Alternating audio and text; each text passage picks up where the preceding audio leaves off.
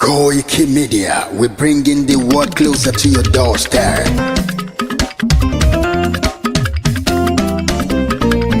Koikimedia,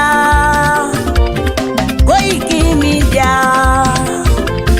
Koikimedia, we bringing the world closer to your doorstep. Koikimedia, Koikimedia, Koikimedia, we bringing the world closer to your doorstep. Àwa sálára àgbà yìí dá, àwa ló láṣà àti èdè. Gbígbédè lárugẹ nílẹ̀ Oòduà o, àwa gangan ni bàbá. Koikimedia, Koikimedia, Koikimedia, we bringing the world closer to your doorstep. They never sabi wetin we carry for her. But they move closer before them to sabi. I said they never know wetin we carry for body. But they move closer before them to sabi. Ọ̀kín lọ lọ́jà ẹyẹ, kìnìún ló ló lajú. Ẹyẹ tó lórí kodò bí àdán ọ̀pẹ̀jẹ̀ lẹ́nu. Ká ṣiṣẹ́ fún ilẹ̀ bàbá wa, ká ṣiṣẹ́ fún ìlú bàbá wa, ká jùmọ̀ sowọ́pọ̀ ká lè gbó Odùduwà. Odùduwà kò bá lè gbé wá. Ọmọ Odùduwà ṣe gírí, ẹ dìde fún ẹ̀tọ́ adúláwọ̀, ká lè jọ jùmọ̀ gbé délẹ̀ ìlérí, ká wálé gba ògo ilẹ̀ wa, ká ṣiṣẹ́ ká lè jọ gbàdé, ká lè gbàdé adé adúláwọ̀, àwa ni mọ̀lẹ̀ tí yóò tàn káàkiri. Ọmọ Odùduwà ni wá. Koikimedia, àwa là ń gbé tó lárugẹ. Ètò tó pọ̀jù owó tiwa mọ́ ni. Kásá ẹgbẹ́ polówó ọjà wá kájé bùgbà yín jẹ. Ètò tó pọ̀jù owó tiwa mọ́ ni. À ń gbé tó lárugẹ, à ń gbàsà lárugẹ. Ètò tó pọ̀jù owó tiwa mọ́ ni. News and sports ẹ máa rí gbọ́. Ètò tó pọ̀jù owó tiwa mọ́ ni. Ọmọ Ìjẹ̀bú alárẹ̀ mi ló ní kí n máa ké tantan. Koikimedia ọ̀rọ̀ lágbájúmọ̀ mi o, máa bá ṣẹ̀rẹ̀ lọ o. Ọmọ Yorùbá nìyẹn, ọmọ Yorùbá tata o. À ń gbádùn rẹ, ọmọ Ìjẹ̀bú alárẹ̀ mi, ṣẹ́yìn ló máa fi dìbò tẹ̀ mọ́lẹ̀ o. Ẹ̀yin lọ́mọ onígbò máa ń dé máa dé, ẹ̀yin lọ́mọ onígbò máa wọ̀ o. Igbó máa wọ̀ tó àjòjì ò gbọ́dọ̀ wọ̀, àjòjì tó bá wọ̀ bẹ́ẹ̀ á tẹ̀lé ní ẹbọra. Ẹ̀yin lọ máa náwó kóyìnbó tó dé, ìgbà tó yìnbó dé o, owó náà dẹ́ tún pọ̀ sí o. Koikimedia ṣàwa ní bàbá. Koikimedia àwọn ní bàbá. Koikimedia àwọn ní bàbá. Àdáńtọ́ àtúnpèrègèdè. Koikimedia àwọn ní bàbá. Àwa là ń gbé tò lárugẹ, jẹ́ ká jọ gbọ́ o. Koikimedia àwọn ní bàbá. Àtúnjà fẹ́tọ̀ ilẹ̀ wa, fẹ́tọ̀ ilẹ̀ Yorùbá. Koikimedia àwọn ní bàbá.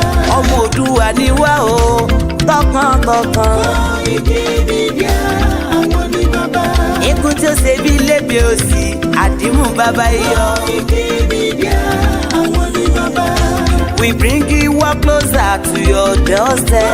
Koikimedia àwọn ní bàbá.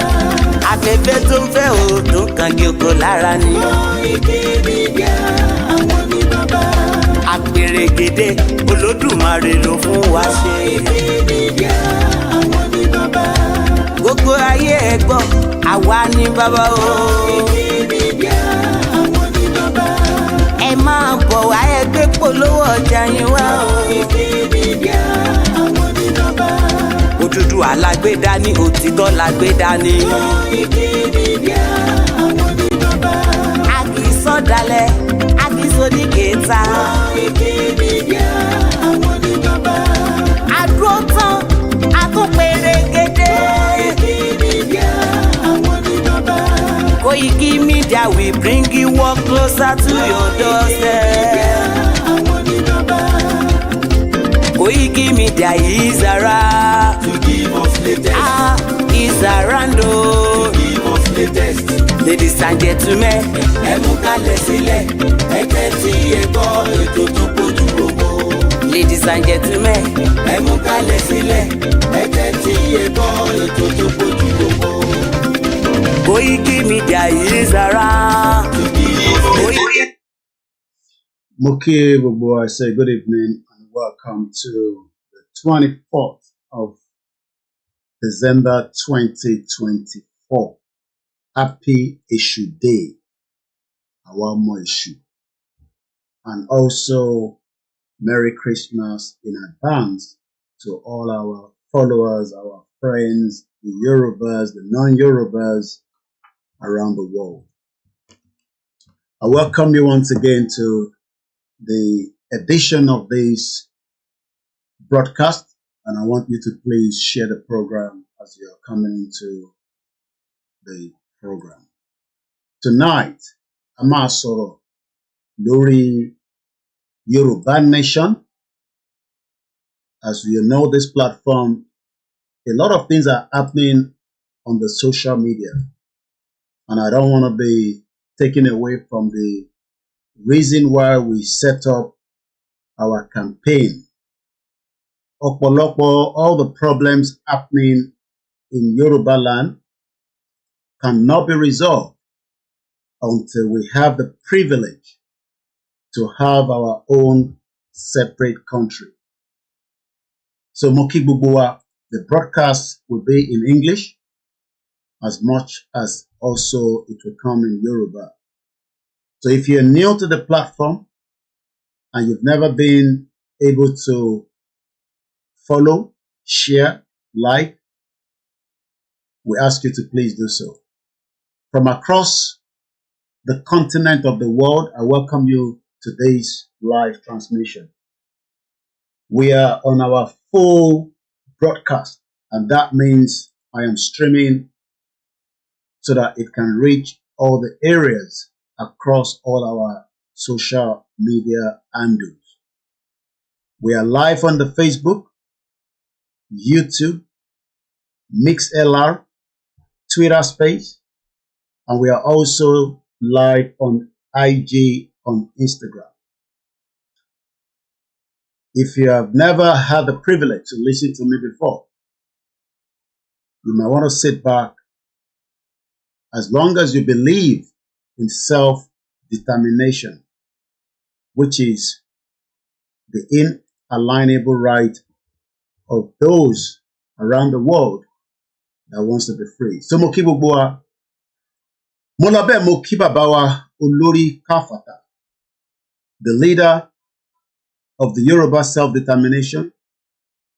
Under his leadership, we have lined, we believe in him, and we are going to do everything to help and support him all the way through until the Yoruba achieve their aims and objectives.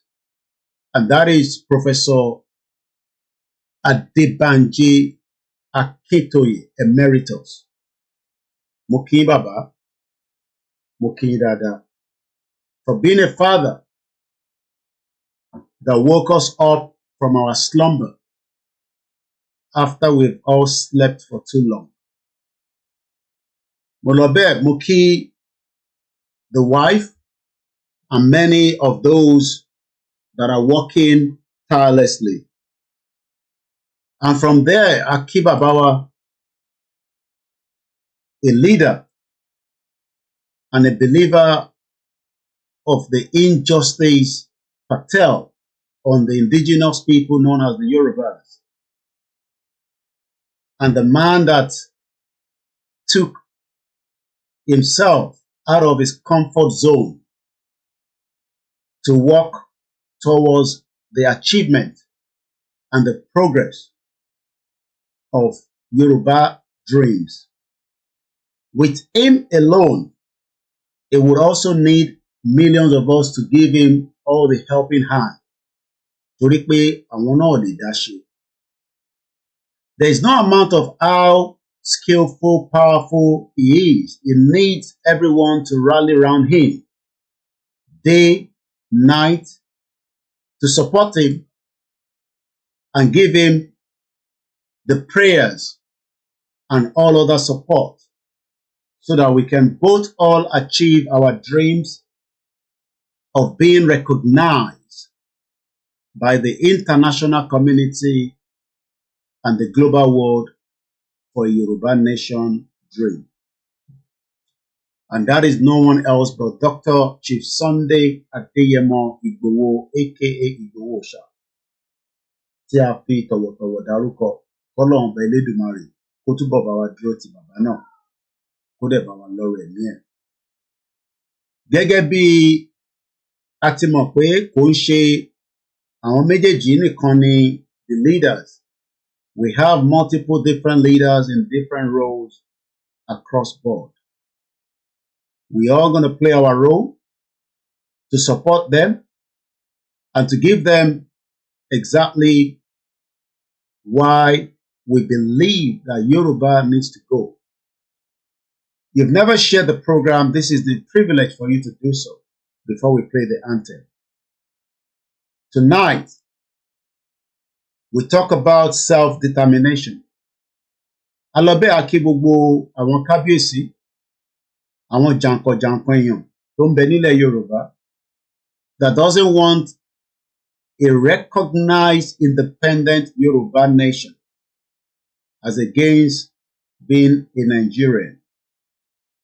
Tabagba country wa, we will run all the same politics that is run around the world, build our own economy, and work towards a better identification for us. So mo kí gbogbo wa lẹ́ẹ̀kan sí. Gbogbo ẹ̀yin tí ẹ bá gbọ́ program wa lẹ́yìn tá a bá ṣe tán, ẹ bá wa contribute towards the progress of this platform. And before we start the program, if you have never contributed to support Koiki Media, and you love to, and you have always been asking, how do I support you so that your dreams of making Yoruba nation to go further, your dreams of making us to be recognized using your media channel, that is the details on the screen. And that details is how you can help and support. And if there's other way you want to also help and support that, you can always call me on our studio number that we would also be bringing up in just about a few minutes. Only few people have liked the program as the number is growing slowly and steady. If you like the program, you're sending a message to the algorithm that Ele Tatufi Lale is worth watching. If you don't like and love and comment, it doesn't help our recognition. I can tell you tonight that a country will be recognized in the new year that we are coming into. If we also want a Yoruba to be recognized as the new administration of Donald Trump will be coming in, we all have a role to play now. 4 years ni Donald Trump ní kó tó dájọba padà, if it will be Republican or it go back to Democrat. But as the power belongs to God, we also know that power belongs to those on the earth, the humans. This president that is coming in on January 20 might change the course of how the world is going to be running. And we want Yoruba to also be recognized. And that is why I will be focusing on not mentioning your names as you're coming into the broadcast so that I don't get distracted because of the areas I want us to touch on. But I can tell us that as things are right now, if we also do everything within the power of the brain that we have, a Yoruba nation might be recognized before the tenure of Donald Trump is completed. He has 4 years, and that means the clock for us to be recognized by Donald Trump starts January 20. As soon as he becomes the president, we will give him everything possibly to let him also put a recognition for Yoruba independent country. That means that it is not just Koikimedia, it is now all the world of where Yorubas are, whether you are in Africa, Asia, Europe, or right inside America, that you have more privilege. This is not the time to sleep. We need every recognition, but the United States recognition as a member of the Security Council will give us a big leeway and a big advantage for many other countries to recognize us. And that is the reason why tonight we are focusing on that. As also we say happy Eshu Day fún àwa tí and celebrate. Eshu is not what a lot of people think it is. It is one of our gods that we believe in, and nothing is going to change that. So mo kí gbogbo àwa Eshu. Eshu is not a Satan, as it has been projected by many of the actors in the Nollywood. Eshu is one of us, and we are proud to call ourselves Omo Eshu. Likewise, as we celebrate Christmas tomorrow across the world, for those of us that are celebrating, let us remember millions of our people back home that will not have the privilege to celebrate because there is lack of peace in Nigeria. And what do I mean by that? Majority of Nigerians tomorrow, regardless of whether they are Yoruba, Igbo, Hausa, will go in hunger without a proper Christmas meal. So as you're celebrating, be cautious of throwing things away. I know it's not going to be possible, but each time you are cooking and you are doing those merry, which I will be doing in my house, I can tell you we're set for tomorrow. I will be remembering millions of my people back home that cannot celebrate like I am going to celebrate tomorrow. And let's remind us, we need the recognition so that within the next 4 years, millions of Yoruba people would also celebrate a good Christmas, and as they're going to celebrate Eshu Day, which is today. Happy New Year in advance.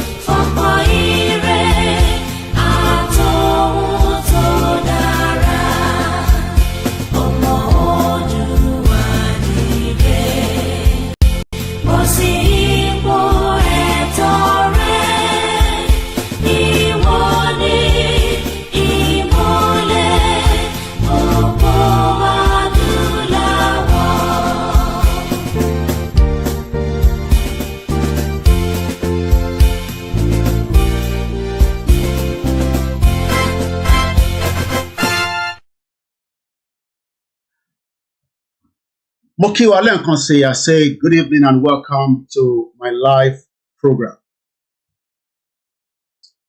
2025 will see a lot of changes, whether we like it or not.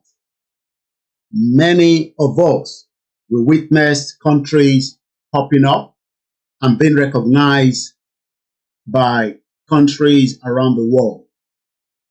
We will see the world map changing, and we must prepare for such.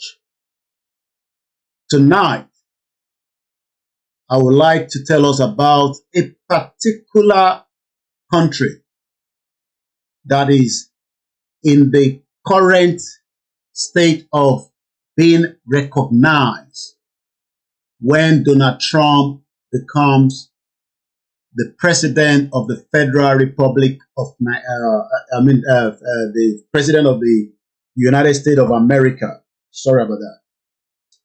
Mo fẹ́ sọ fún gbogbo ọmọ Yorùbá pé ìní 24th of December 2024 lórí ìkànnì Koikimedia láwa yìí pé tí àwa náà bá tidy up dáadáa, tí a bá ṣe gbogbo ibi tó kù sí níbi tí ìrìn àjò Yorùbá nation dé, ó ní ṣe pé Donald Trump might recognize us as an independent Yoruba country. But kò ní wá without a lot of work kó tó di pé recognition yẹn máa jáde. Ọ̀pọ̀lọpọ̀ iṣẹ́ gbọ́dọ̀ lọ nínú ẹ̀ tá bá fẹ́ jẹ́ kí the next president of United States of America, Donald Trump, tó máa wọlé officially ní January 20, 2025.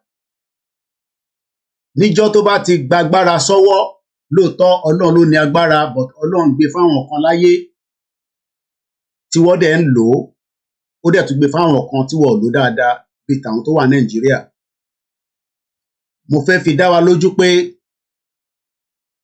after tí a ti padà lọ wo ìlú wo ló ṣeé ṣe kí Donald Trump kọ́kọ́ recognize, wọ́n pe ìlú náà ní Somaliland. Kí ló lè fà á? Kí ló ṣẹlẹ̀ tó máa fi recognize ẹ̀ tí wọ́n ní recognize àwọn ìlú tó kù? These are some of what I will be debating and talking about in this live transmission today. But in tí mo fẹ́ yẹ kó yé gbogbo wa ni pé nobody gives you a recognition without putting effort into it. You must first prepare to put your own work into anything you are doing.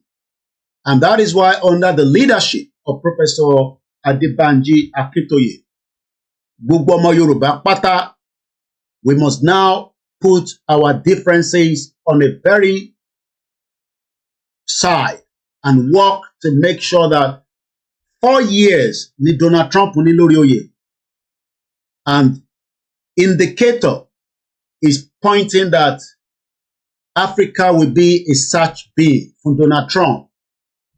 He will put a lot of things together, but àwa náà gbọ́dọ̀ sọ nǹkan síwájú so that he can be able to look into the search bin of Nigeria láti lè jẹ́ kí gbogbo àwọn ìlú tó kù tó sì endorse the crime of innocent people in Nigeria to allow the country to dissolve. And what does that mean?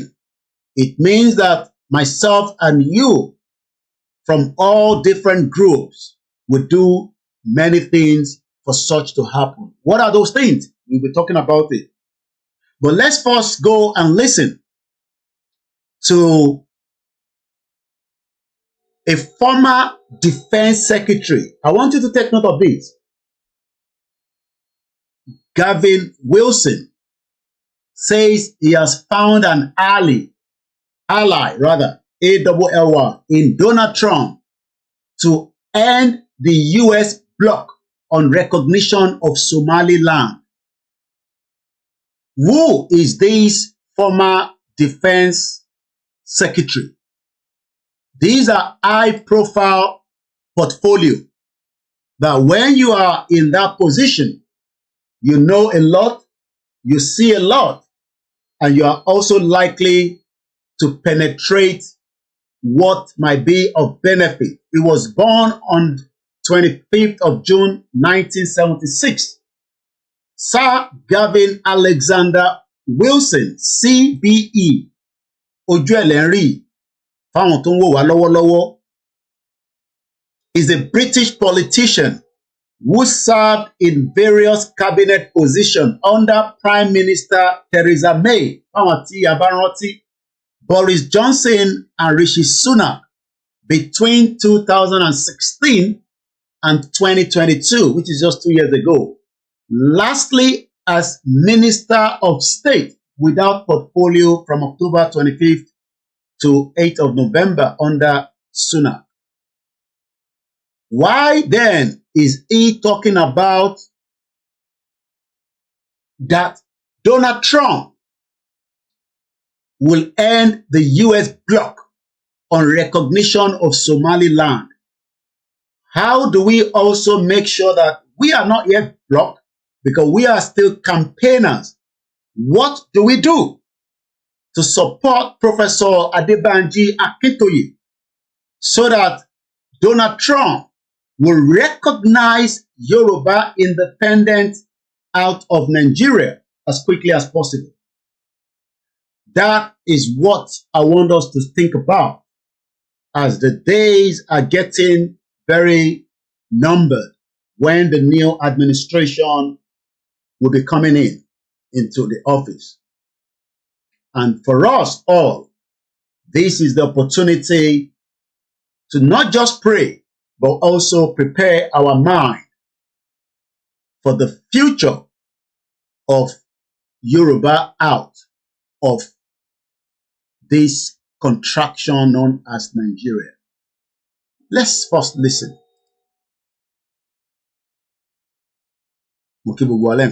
Please share the program and invite others to do so. A bit betrayed, I guess, by the Labour government. They said they weren't going to reopen this hotel, and yet you're now dealing with this mess in your constituency. Yeah, they were very clear they weren't going to be opening hotels. I think a lot of people voted for them, taking them at face value, and it's just not been the case. And I think what we're seeing, we've got a problem in my constituency, but I think this has been replicated in towns up and down the land, but the true scale of it hasn't yet come out because we've seen the numbers. I mean, since the issue of the idea of having a deterrent there to deter people to come into this country has been scrapped.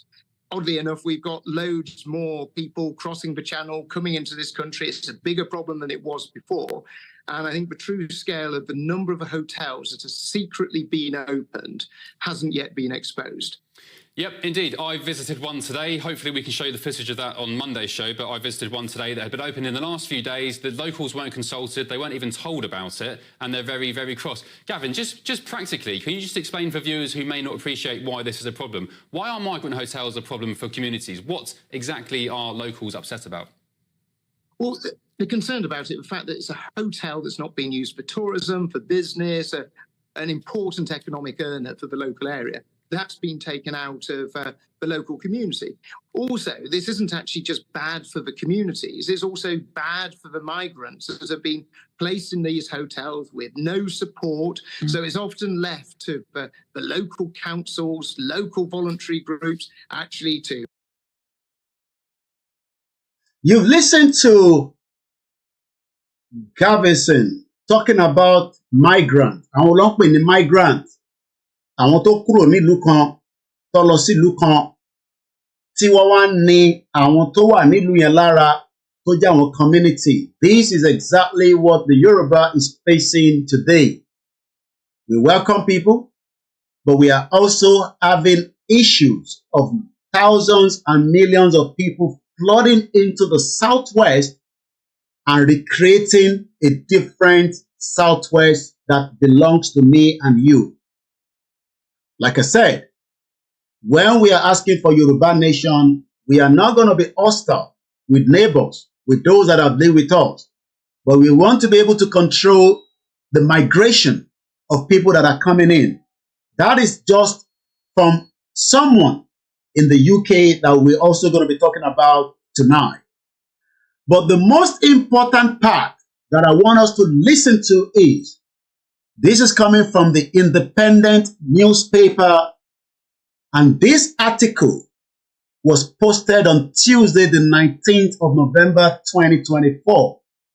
And the headline was, Donald Trump set to recognize African states as official country. Ex-Tory minister after holding talks. A former defense secretary, Gavin Wilson, says he has found an ally in Donald Trump to end the US block on recognition of Somaliland. Before we tell you what he says, it will be nice to know the background of this particular country that they're talking about. Is it a country? And why do they need recognition? We are campaigning for Yoruba nation, but if we do nothing for people to recognize us, and I'm not just talking about people now, I'm talking about countries, from the United States, UK might not give us the kind of recognition that we need as a country that brought in the pain of millions of indigenous people in Nigeria. But we must start to look for people, countries, to be able to give us such. Somaliland, officially the Republic of Somaliland, is an unrecognized country, recognized in the Horn of Africa. A number of politics have declared independence and sought diplomatic recognition from the international community as sovereign state, but have not been universally recognized as such. These entities often have de facto control of their territory. What does this mean in a layman term? If a Yoruba is declared as an example within the next 3 years, within the next 4 years of Donald Trump, and we still going to need recognition from countries. You can continue to run your country, but country like America can block you, France, Germany, Canada, and many other countries around the world. And that is exactly what they've done with Somaliland. Somaliland went ahead and declared their country, but they were not recognized. And that means that they were just running a country without being recognized around the world. I don't think a Yoruba wants such in our own space. That is why we must work hard now. Láti make sure we are well recognized in advance. We are well recognized in preparation. We are well recognized by America's new president. And how are we going to do that? I'll be telling us more, especially those of you that are living in America, that either you voted for Donald Trump or you voted for the opposition. This is not the time for party politics for Yoruba people in America. Yoruba in America, you have a big task and role to play now. Donald Trump has won the election. Whether you voted for the Democrat is not going to help us as Yoruba to recognize and to be recognized. So if you're a party member of Democrat, do not, as a Yoruba one and woman in America, put sentiment. Your sentiment must be put aside if you don't want to continue sending the dollar home to support people for Christmas, for medical, for all sorts. This is the time that you will support a Yoruba nation using all those that are your or representative within all the 52 states, if I'm right, in the United States of America. You have the bigger role to play for us. This is the time to put your pen and paper out as Donald Trump becomes the president on the 20th.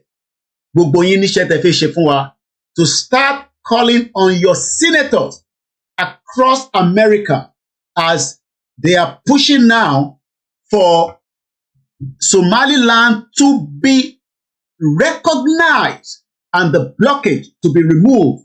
These are the push by some people, and one of them, like I said, is former Defense Secretary Gavin Wilson. Now, ẹ jẹ́ ká padà sórí ìlú ogun ló ń pè ní Somaliland. Like I said earlier, it is known as the Republic of Somaliland. It's an unrecognized country in the Horn of Africa. It is located in the southern coast of the Gulf of Aden and the bordered by Djibouti to the northwest, Ethiopia to the south and the west, and Somalia to the east. Eléyìí ò ń ṣe Somalia, don't mix it together.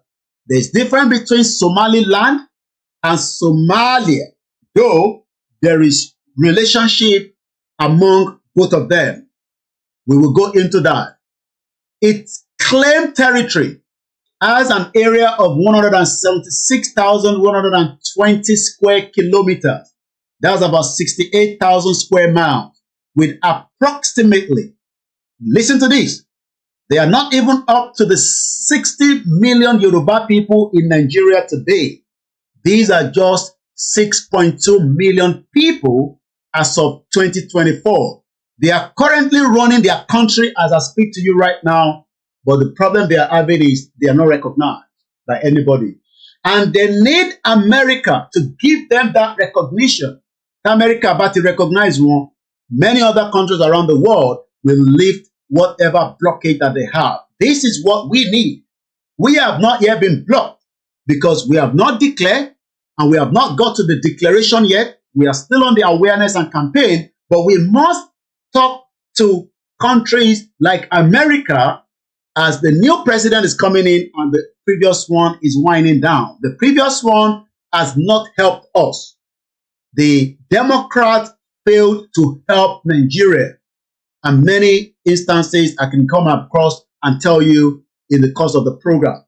But there is no longer going to be a Democrat for the next 4 years. That is why our push to Donald Trump is that he should recognize an independent Yoruba out of Nigeria as quickly, as swiftly as possible because of the terrorism. Because tomorrow, as I'm going to quickly tell you, that is a day that many of you might not remember. But I will remind you quickly because something happened just some few years back. And what was it that happened? There was almost an American airline. And this is part of what Intel America you'll be doing for us. You'll be pushing certain things.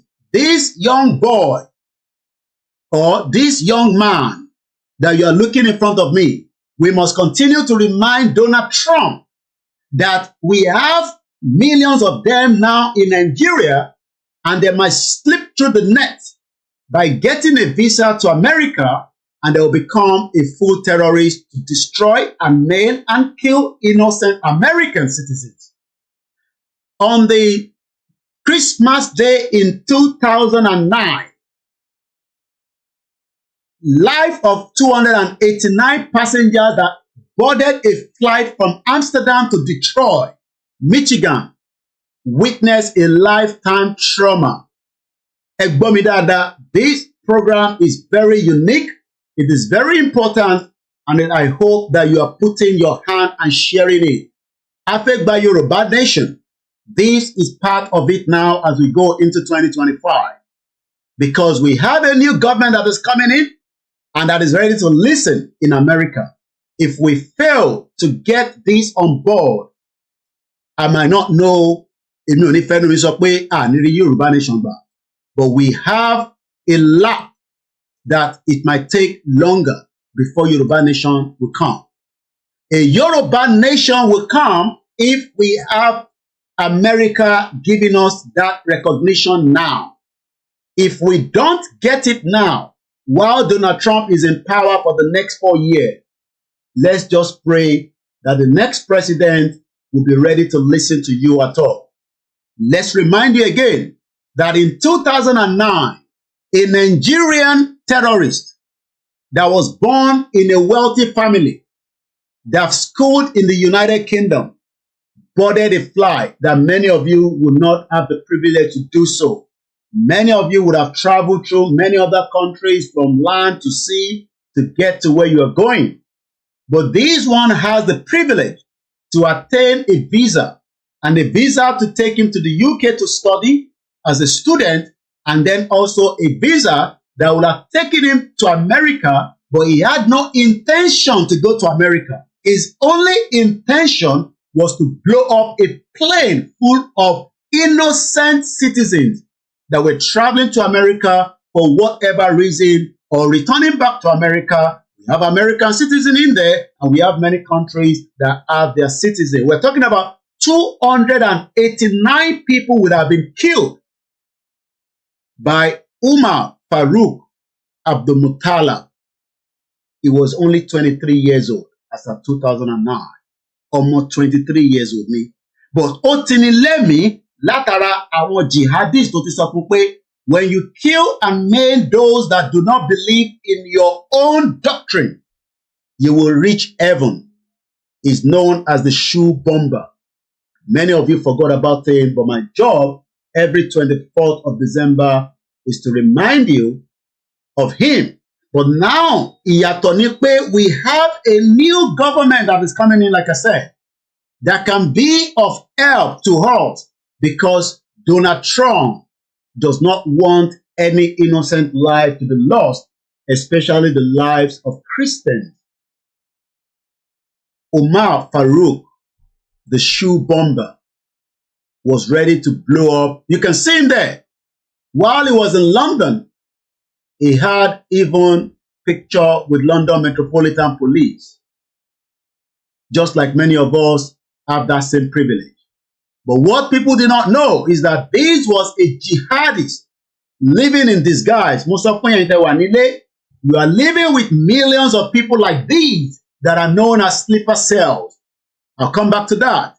But my job as a journalist is to remind us that we have the last lap to get things done for recognition by reminding Donald Trump that in 2009, Umar Farouk Abdulmutala, the shoe bomber, was almost going to kill innocent people, just as they are killing innocent people in today's Nigeria. Whether we like it or not, millions of Nigerians will die, but innocent life will also die if those that have the privilege from these terrorists gain visa to America, and they might end up like Abdulmutala. So let me give you a bit of the background. First and foremost, let me say shout out to many of us that still talk about him, like Sister Me, Arabi Rishola, that I picked up this information on a timeline on the Facebook. 289 passengers aboard a flight from Amsterdam to Detroit, Michigan, witnessed a lifetime trauma on Christmas Day in 2009.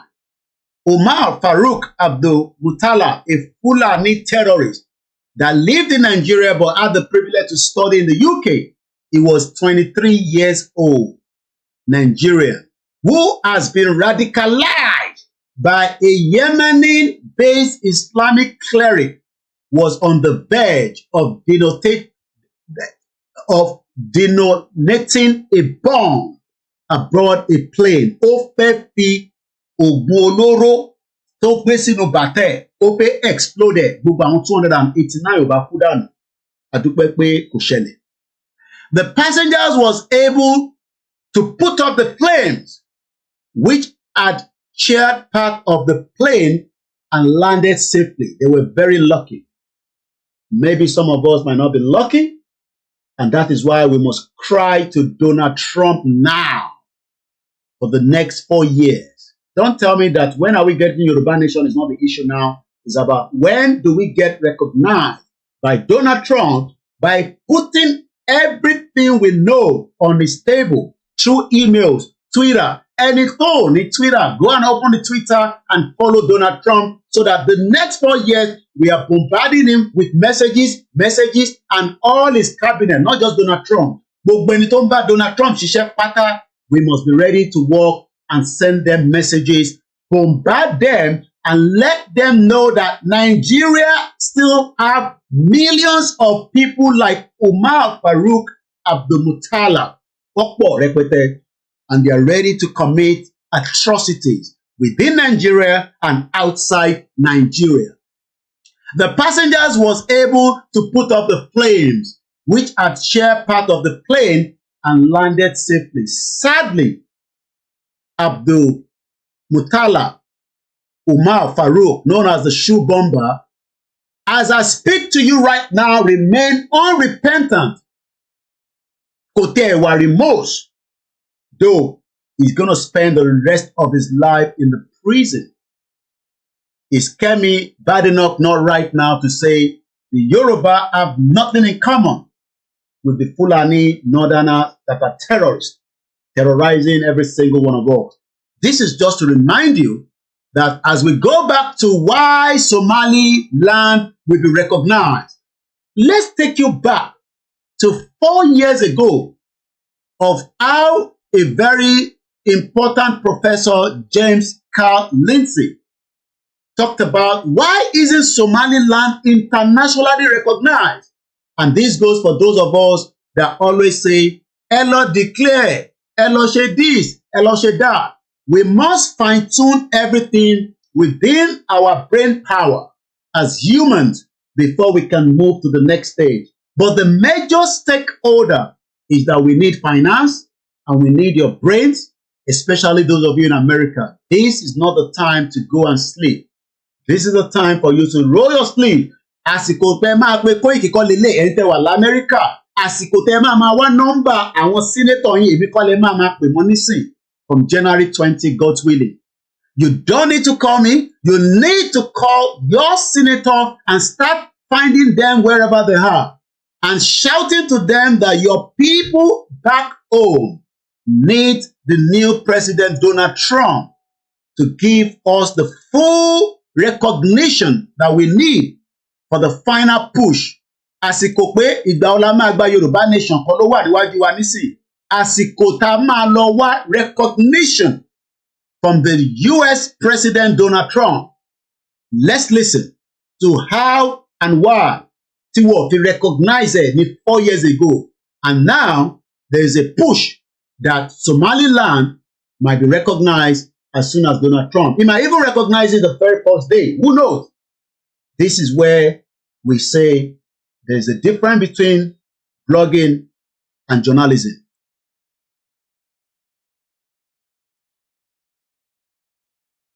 Territories vying for independence and international recognition.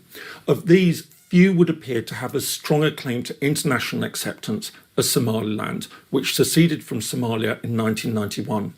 By all accounts, it meets all the main criteria for statehood. It also enjoys considerable international sympathy, and yet, after 3 decades, it remains completely unrecognised. They had sympathy. Don't think that people will give you sympathy, but you might still not be recognized. We need the sympathy, but we need to be recognized. That is the task of not just Akintoye and Igboho. It is the task for every Yoruba sons and daughters. Emma send the message to American embassy ní o, ẹ̀yin tẹ́ wà ní Nigeria. That is your task. Ó ń ṣe kẹ́ máa pè pé àti dé Yoruba nation, àìtí gba Yoruba country. We are now rolling our sleeve. Gbogbo bí Africa tí ẹ bá wà, ẹ wá nọ́mbà American embassy. Ẹ ní láti jẹ́ ọmọ ìlú. Ẹ gbé pẹ́ẹ̀nì yín, ẹ kó gbogbo document, ẹ jù sí wọn by DHL, by UPS, by normal post. The task for Yoruba nation recognition ó kù sọ́wọ́ gbogbo wa. And I pray we will do so as we go into 2025. The recognition is the biggest part of anything that we can be asking for the next 4 years. Tí Donald Trump máa fi wà lórí oyè. Tá bá tètè ṣe dáadáa, ó ṣeé ṣe kó recognize wa as swiftly as possible. Tá bá dẹ̀ slow lé lórí tó bá lọ parí 4 years ẹ̀. Well, I don't know. Let's go back to the video so that you can understand that Somaliland pulled out from Somalia, like I said earlier. 2 different countries, 2 different operations, but the most important part òun ni pé we need to be recognized. Ìyẹn àwa tá à ń pariwo pa fẹ́ Yorùbá country. It can happen. There is a lot of evidence that you can pick up. You don't need to call me. Tó bá jẹ́ pé ti bomb blast tó ṣẹlẹ̀ ní Ìbàdàn lásán, ṣáà mú yẹn jó papọ̀, jù sí wọn níbikíbi tó bá wà. And if you need more information, all you need to do, just visit koikimedia.com. You will find every information that pertains to Yoruba Nation and document that you can attach to yours.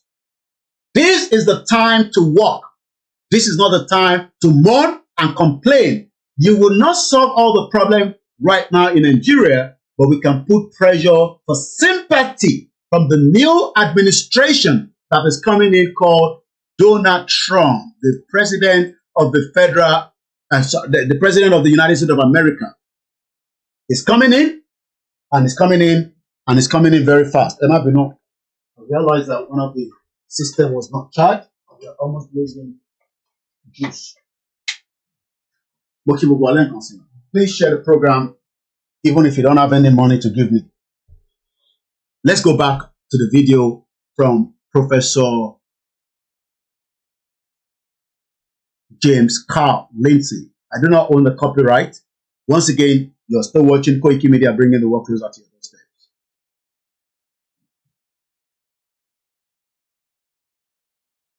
In this video, I'm going to take a look at why it has faced such an uphill battle to gain formal international acceptance and consider whether this could change.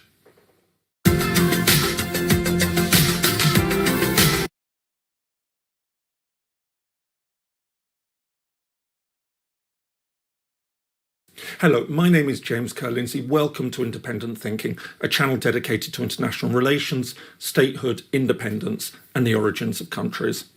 Somaliland has emerged as one of the most interesting cases of secession in modern international politics. Lying in the Horn of Africa on the coast of the Gulf of Aden, it has effectively existed as a fully independent entity for the past 30 years. And yet, while it maintains strong relations with a number of countries, all its efforts to persuade the international community to recognise it have failed.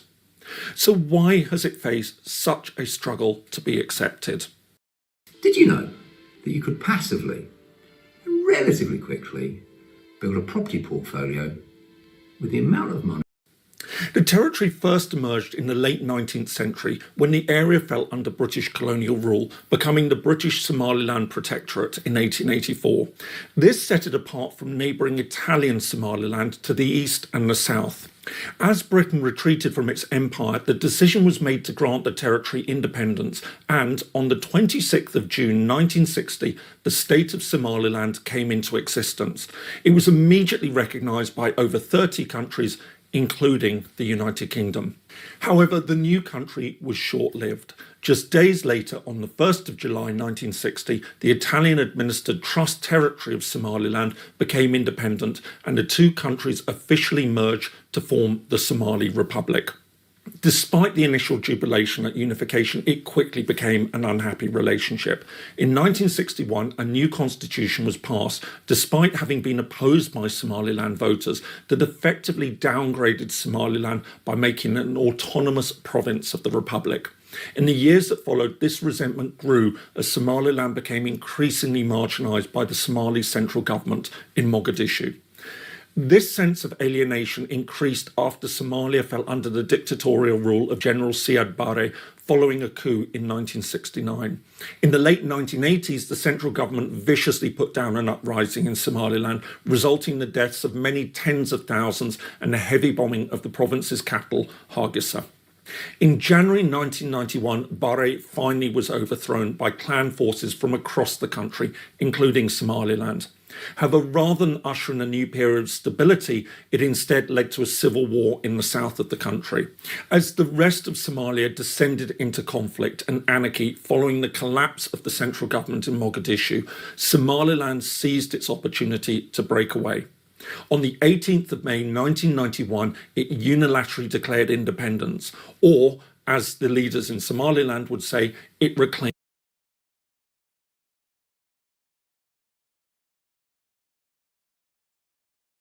Let's come back to the program. 18th of May 1991, they've declared independent. Adewani 2024, and they are not yet recognized. I hope you are getting that part.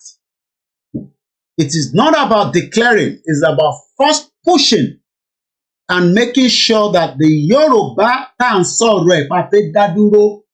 is well in the world eyes, in the world ears, in the world whatever, for full recognition. I will not be mentioning name because of the time, but we will appreciate you towards the end of the program. Yoruba tá ń sọ pé a fẹ́ gbà, a fẹ́ dá dúró gẹ́gẹ́ bí orílẹ̀-èdè.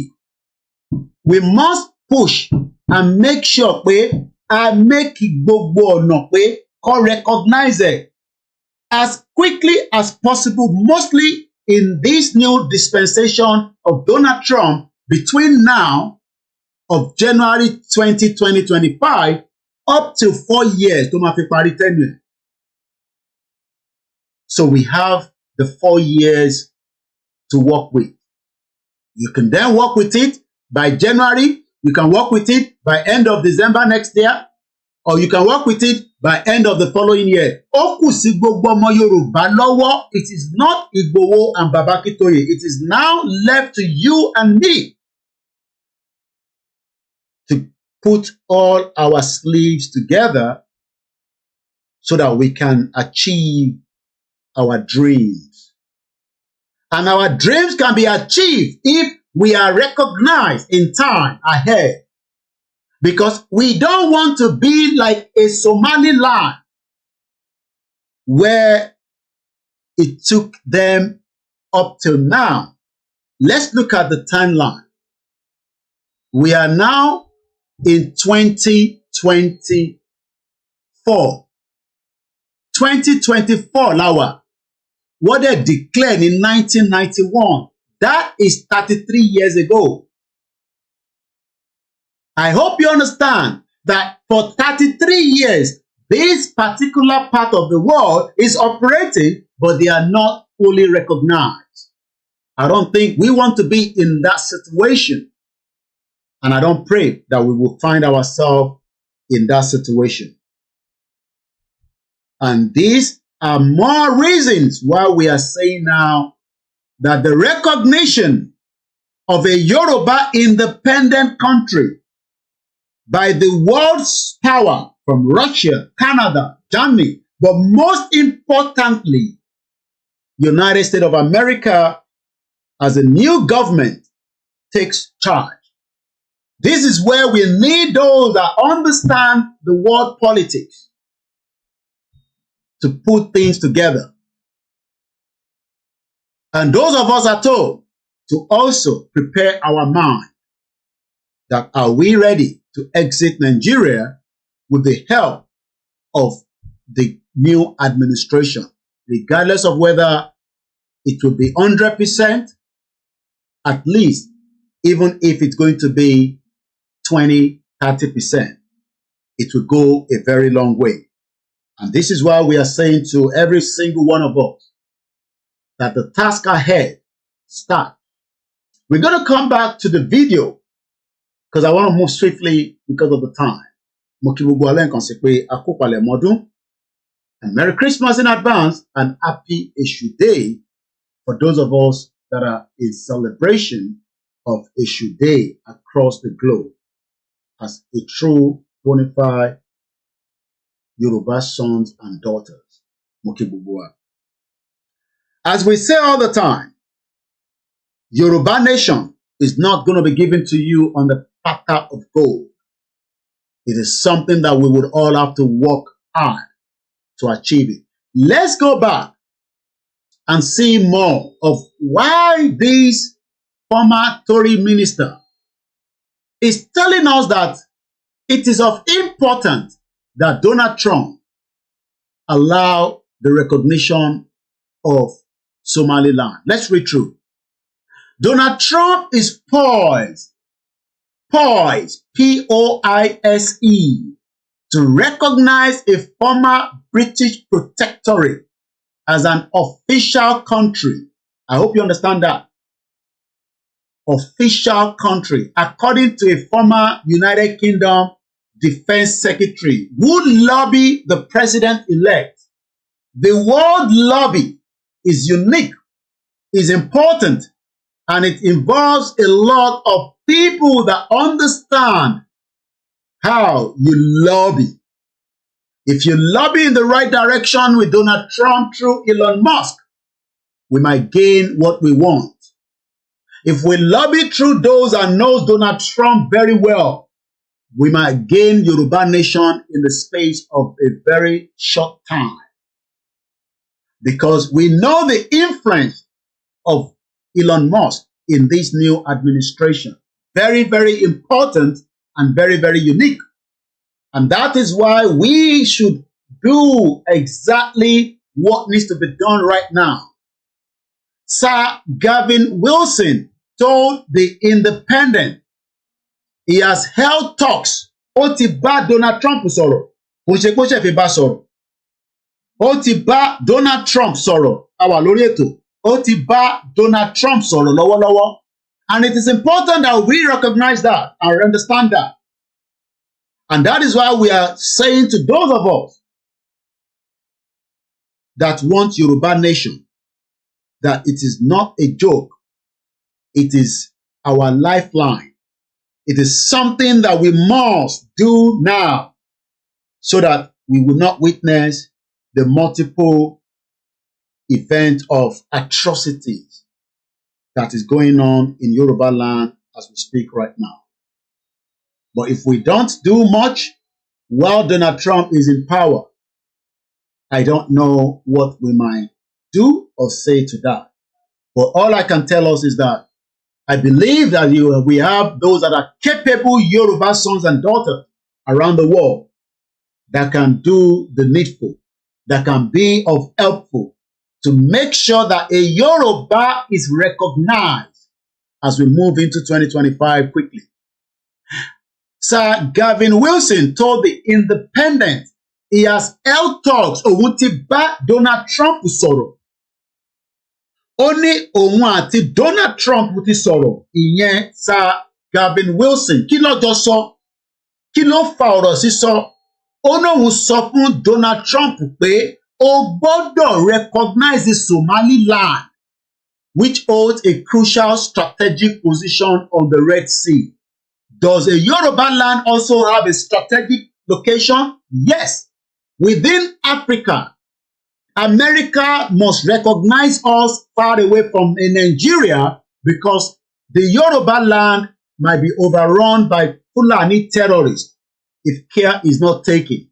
By giving us a full recognition and where we have our own independent country, we can resolve all the borders issues and many other atrocities that is bringing threat, like the threat from Umar Farouk, the shoe bomber, ọmọ Nàìjíríà ni, wọ́n ní owó, ó ní ọlá, ó ní gbogbo ẹ̀, àmọ́ ó sì ní àníyàn láti pa àwọn mẹ̀kúnnù. According to him, after his arrest, his family told the BBC they have not heard from him since 2009. Then it was someone unique. Ọmọ tó rán lọ sí abroad kó lọ kàwé. How many of these are moving around in Yoruba land today? And some of you are thinking that the threat is not real.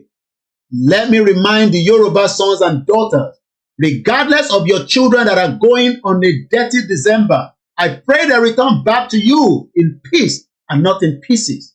But we have seen many innocent Yoruba people that have gone to Nigeria and never returned back because they were killed by Fulani in Nigeria. And I'm sure you remember Gbenga Owolabi. That's the name I was looking for. The Gbenga Owolabi was just ordinary Nigerian. Mr. Olu Gbenga Owolabi, he left Nigeria in his 20s, but he was adopted and killed on his return in his 50s. But put it at the back of your mind that it doesn't matter whether those at home are safe, you are no longer safe as well as diaspora. And this is why we are crying out to every one of us to wake up now. The horrific story of Ogbomosho Hotelier, according to the report, this all happened 2 years ago. It was an evening on Thursday, July 28, 2022. The fury of the day's sun had passed and the business activities were gradually winding down. Suddenly, the air at Tana Suite in Aba, a community along Ogbomosho Ilorin Expressway in the Surulere local government area of Oyo State was rent with noise. For a brief spell, panic and pandemonium reigned, and those who attempted to scamper to safety were immediately held hostage by two gunmen. One of those was Benga Owolabi, and I remember the beautiful sister, Rachel Opay Dele, I believe I'm right with her name. She was just a student. You can see the beautiful smile on her cheeks, just like your own daughter, your son. But many of you have forgotten about her now because she's not related to you. But she was just an ordinary student of Lautech that was kidnapped. And we know what they will have done to her. I will leave that to run into your mind. Emotion run high on Friday when family members and friends gathered later to enter the remains of a final student of Ladoke Akintoye University, Ogbomosho, Oyo State, Rachel Opadele, at the Baptist Conference Cemetery, Aroje, Ogbomosho. Opadele was abducted by the Fulani terrorists last week along Mr. Olubenga Owolabi that came from Dallas or Texas, if I'm right, in America. The body was returned back. They did not allow the body to be buried in Nigeria. Imagine ẹni tó jọmọ Nigeria nígbà táwọn family read the pain of what Mr. Olubenga. If I play the audio tonight and they celebrate Christmas, Lola, you will all have a miserable Christmas. So I will not play the audio. We still have the clip of that audio. I pray for the family of Olubenga because I'm also one of their family, because they took me now of their family. Kolomban Droti, as you're going to be celebrating another Christmas without your father, without an husband. This is not the time to joke for a lot of Yoruba nation. This is the time that we hold on to the last lap of this recognition from Donald Trump as quickly as possible so that we can be free for the rest of our life. We have 4 years to play with. We lose that 4 years, I don't know what might happen. I pray we'll all wake up under our slumber. But let's go back to Rachel Opadele. He was also adopted by the Fulani terrorists alongside Mr. Olubenga Owolabi that came from America. He was the owner of the hotel where she was only working a part-time. Think about it. All those your beautiful children abroad, the terrorists wọlé kó mú wọn lọ, ó dẹ̀ pa wọ́n, wọ́n ní pa wá lọ́mọ. Just think about it. Think about the pain of innocent children. But we're talking about people that their ideology is to kill men and put you in pain. Mr. Olubenga Owolabi, the owner of the hotel where she worked part-time, due to the ongoing strike till Lori Buruku Muhammadu Buhari, because if they were not on strike, she would probably not have died. But since there was strike, and could have shino, shewo, ulowashe part-time, just like many of your children abroad. Think they were abroad. It was the Academic Staff Union of University that were all on strike. Both of them were killed by their Fulani adopters, despite paying 5 million naira in 2022. Owolabi was said to be living in Maryland. Yes, it was Maryland, not Texas or Dallas.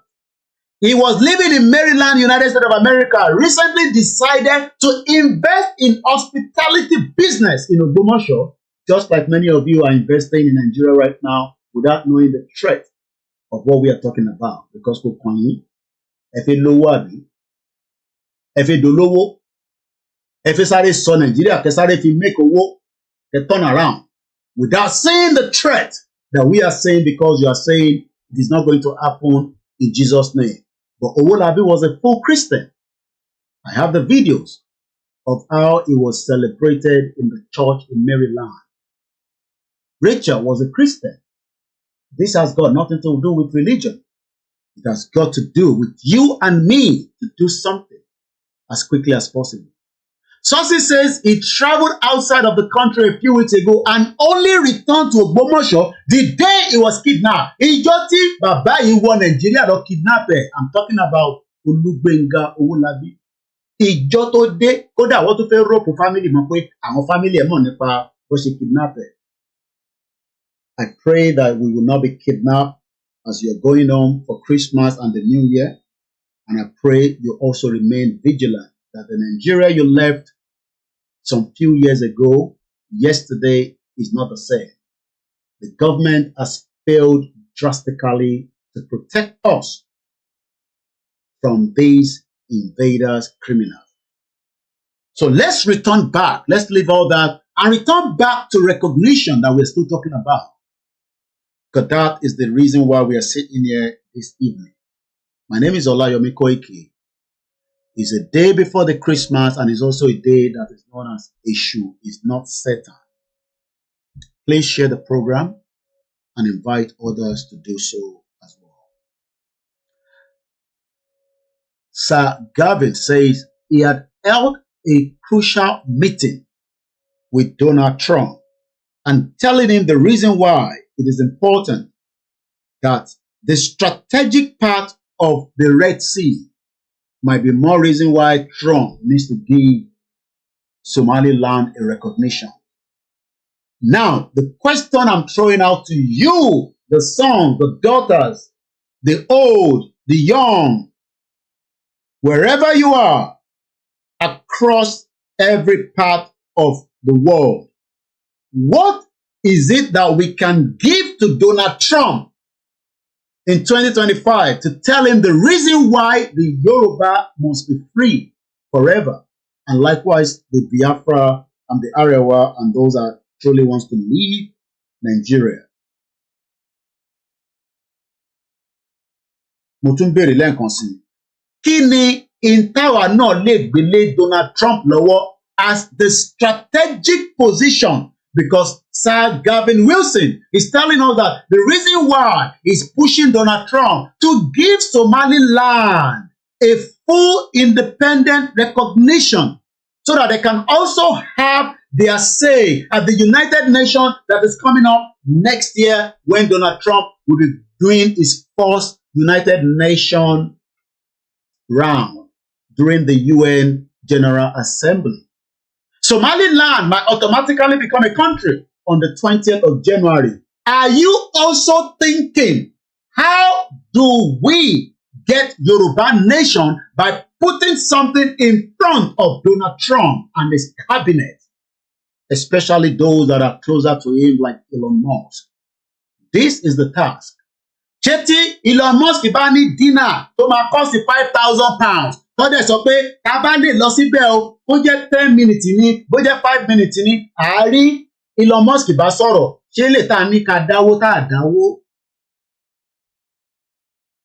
Do you know how much Facebook has given Donald Trump for the inauguration? Should we find out?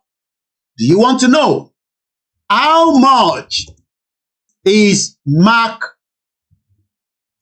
Zuckerberg, not what, given to Donald Trump? And because I need the word. Okay, how much is Mark Zuckerberg giving Trump for the inauguration? Trump. According to the BBC, Mark Zuckerberg donate $1 million to Trump. Oh my Lord, I pity Yoruba people that always say, Koiki, you don't need money. Yoruba nation doesn't need money. Kákọ̀ máa pariwo ká máa create a headline. Ká jókòó 3-4 hours. Kẹ́ máa pè wọlé. We need to change the tactics in the new year. According to the BBC, Met owner ẹni tó ní Facebook tó fi ń wò mí lọ́wọ́lọ́wọ́ àtẹni tó máa wò lórí Facebook àbí YouTube, the parental company of Facebook and Instagram has donated $1 million, about £786,000, to an inauguration fund for President-elect Donald Trump.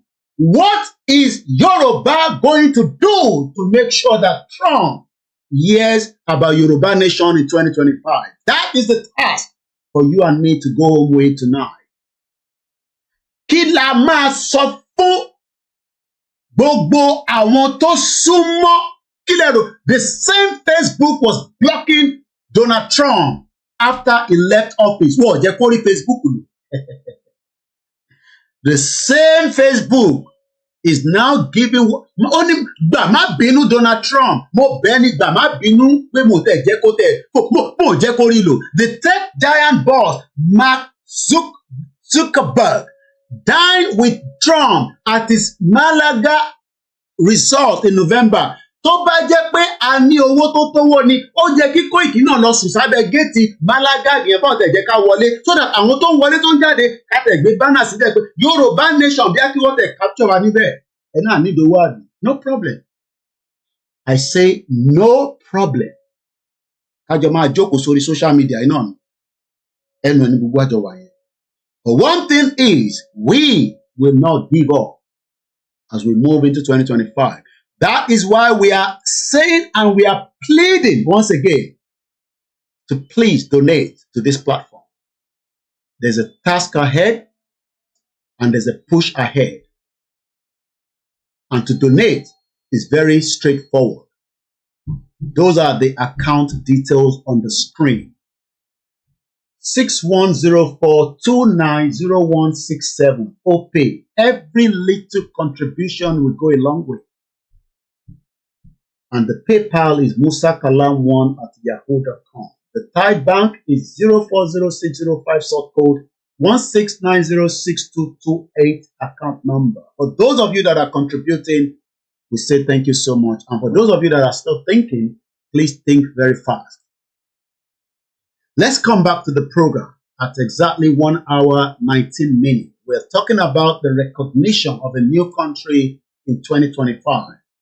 But those that have the means are also chipping. Àwọn tó Marco ṣe sọ pé I care less about Donald Trump. Bó bá wọn kó dé kó ṣe tó bá fẹ́ wù. No, you don't play the game like that. You can now see that àwọn tó lucky Trump out of the Facebook. Àwọn lọ́wọ́ ń bẹ̀ nísìnyí pé gbà má bínú ṣáà gba $1 million yìí, which is about 700. Do you think that £786,000 is not a lot of money? But to Mark, is not, because he knows the importance of the new government that is coming in office. Ǹjẹ́ wa Yorùbá ti ń prepare for the new government that is coming in place, or we are still sitting back and hoping that Jesus Christ will come down and Nobi will come down, or no, all that is not what we are saying is not working. But we need to be strategic on the 2025, so that this time next year, at least ọ̀pá àti bá Trump sọ, ó dẹ̀ ti gbọ́, ó dẹ̀ ti gbà, ó dẹ̀ sọ pé ó kù díẹ̀ kóun announce officially pé Yorùbá máa lọ, Biafra máa lọ, Arewa máa lọ, Nigeria should dissolve. My name is Oluwole Koiki.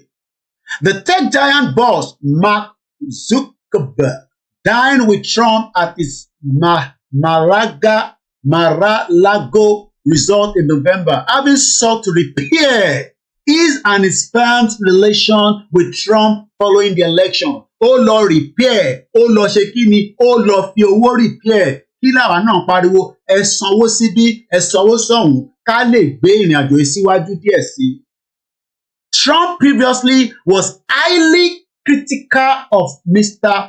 Zuckerberg on Facebook, calling the platform anti-Trump in 2017. Trump ní anti-Trump ní, just like I am saying all the time, that Facebook remained biased on Koiki media by making sure that nobody hears about us. But about by Yoruba country, he would have no choice. Láti ní, ẹ̀yin náà ẹ̀yin Yoruba country, ẹ gbà níbẹ̀ yẹn, ẹ fi lọ ṣe inauguration yìí. But kò ní gbà nísìnyí nítorí pé àìtí ní recognition látọ̀dọ̀ Trump. Èyí jẹ́ kí Trump sọ pé kókò dárúkọ Yorùbá nation. Ẹ rí i pé kíá ni gbogbo wàhálà tá a ní lórí Facebook ó máa succumb because wọ́n tweak ilẹ̀ látọ̀dọ̀ tiwọn ni kóòdù ni tabakọ̀ ti fi kóòdù sí pé má jẹ́ kí gbogbo ọ̀rọ̀ Yorùbá nation kó débi tó yẹ kó dé technology ni. But tí Trump bá lè sọ̀rọ̀ ẹ̀ tí a gbé ọ̀rọ̀ wa lọ bá ká gbé síwájú ẹ̀ ká gbé sẹ́yìn ẹ̀ ká gbé sórí ẹ̀ ká dẹ̀ fàdúrà tí tó kù kò ṣe pé àwa náà fàdúrà tí a ṣiṣẹ́ lé lórí. We are wasting our time. Ọlọ́run ní jẹ́ ká waste time ara wa. We are at the crossroad and we must push for the final part. Facebook is not believed to have made similar donation nígbà tí Joe Biden tó ṣe tiẹ̀ ní 2020. Kódà or nígbà tí Trump ṣe tiẹ̀ ní 2020. Do you see that? Wọ́n ní nígbà tí Joe Biden tóun ṣe tiẹ̀ ní 2020 wọ́n ní kò tẹ̀ dáwó. Nígbà tí Trump gan ṣe tó wọlé ní 2016 wọ́n ní kò dá. Kí ló wá dé tó ń dáwó nísìnyí? Ó ń dáwó láti fi repair damage tó ṣe. Àwọn ò ní owó, àtún ní kọ lẹ́tà, àtún ní gbé phone call, àtún ní sọ̀rọ̀. Má béèrè pé kí la máa ṣe mọ́, ìta máa ṣe ni mo ti sọ fún ẹ. Àtún bí ní pé kí la máa ṣe mọ́, ká máa fi bá Yorùbá nation. These are strategies that we need to put in place. And we have got no time. We see time. Ẹlòmíì láti share program ó ní lára. Then how do you get Yorùbá nation? Because lọ́kàn wọn fi Yorùbá nation fi pawó ni. Ṣé Facebook náà fi Yorùbá nation pawó ló ṣe fún Trump ní $1 million? Gbà má bínú, gbà síbẹ̀ yẹn, tẹ fi kún kan tẹ fẹ́ ṣe. Lóòótọ́ Trump lówó lọ́wọ́, ọ̀ Trump sì gbà tọwọ́ ẹ̀ ríran o. Trump ní owó lọ́wọ́, ó tún gbà tọwọ́ ẹ̀ pé ẹ gbà tọwọ́ ẹ̀ jàre. Ọmọ tó náà wọn ò ní sùn, àbí tó ní ìyá wọn ò ní sùn. Òun kàn ní fojú kan òun lọ́rọ̀ wa ti Nàìjíríà. Nàìjíríà náà nígbà Yorùbá nation àwa gan ní Nàìjíríà a máa gbé gbogbo dáméjì Nàìjíríà á gbé lọ bá Trump gbogbo ẹ̀sùn tí Nàìjíríà ṣe fún gbogbo wa pátá á gbé lọ bá bòkò wá ń ṣèyàn kan mọ́ gbogbo ọmọ Yorùbá lágbàáyé ẹ máa bombard the American embassy lójoojúmọ́ for the next 4 years. Ó lè má tó yẹn o, ó kù sí wa lọ́wọ́. Èdè French ló mọ̀ kọ́ ni kọ́ ní French, èdè Arabic ni kọ́ níbẹ̀, Yorùbá kọ́ síbẹ̀ kó pósítẹ̀ wàá gbà wọlé nígbà tí lẹ́tà bá bọ̀ bá the American embassy ní gbogbo àgbáyé pé Yorùbá fẹ́ kúrò ní Nàìjíríà wàá béèrè lọ́wọ́ Trump pé ṣé ká announce nǹkan kan. Trump bá ní yes, ẹ̀mí mímọ́ dọ́dọ̀ Trump nìyẹn. Mo ní sẹ́ no retreat no surrender, ẹni máa kú, ẹni máa yè bọ́ ká tó kú ẹja pariwo síta náà. Let's come back to the program. We don't want to lose the plot. Mo kàn mọ́mọ́ lọ mú yẹn wá jọ ẹlòmíì tá a bá ti ń sọ̀rọ̀ owó torí ẹlòmíì tó bá ti ń gbọ́rọ̀ owó ìyẹn nìkan lẹ máa ń fókọ̀sì lé adè lọ gbọ́rọ̀ owó jáde ní sí pé àwọn tó ní kìmí gan sẹ̀ wọ́n ń dáwó pé ọmọ tó ń dá fún Trump yẹn wọ́n ń dá owó yẹn pé gbà má bínú pé ẹ̀ṣẹ̀ tá a ṣẹ̀ fún ẹ ká lè bá rọ́nà lọ.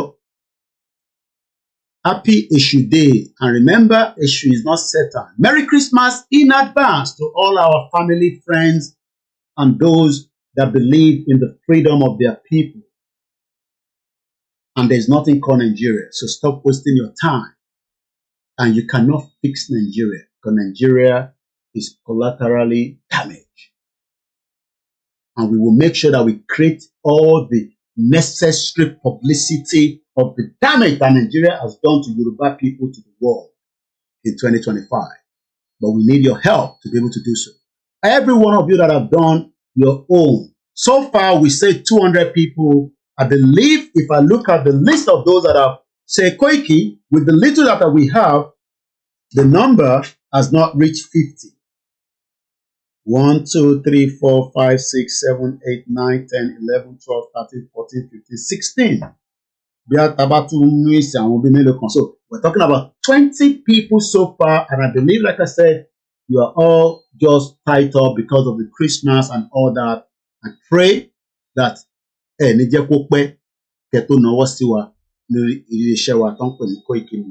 need those contributions, and we are pleading, we are begging. We said 200 people, and only less than 50 has reached out. But I believe that after the Christmas and the New Year, some of you will look into it and support. Just like Mark, no, she supported Donald Trump. Let's come back. The former Tory cabinet minister has been the leading advocate for official recognition. This is what we need to have somebody. Èèyàn tó máa lead pé apart from Baba Akintoye and Igboho, we need somebody that is outside, that has recognition himself. Tó máa sọ pé Yoruba people must be given the access to go. Could it be Kemi Badenoch? Could it be who? Could it be who? Could it be that? Let us think about it and let us move swiftly. Because èmi ò mọ bí tẹ́lẹ̀ ti jáde nísìnyí pé ó ṣàn push pé sẹ́ àní kò recognize this ex-British protectorate which has in effect been independent láti 1991 but kò sẹ́ni kankan tó accept wọn. Mo kí gbogbo alẹ́ nǹkan sí pé ẹ kú jókòó and welcome to the program. So the former Tory cabinet minister has been the leading advocate for official recognition of the ex-British protectorate. Kí ló dé tó ṣe ní òun fẹ́ kó recognize wọn? Why? Kí ló ṣẹlẹ̀? Kí ni gain ẹ̀? Kí ló wà níbẹ̀? Is there something that we need to know? Mo kí gbogbo alẹ́ nǹkan sí. My name is Koiki.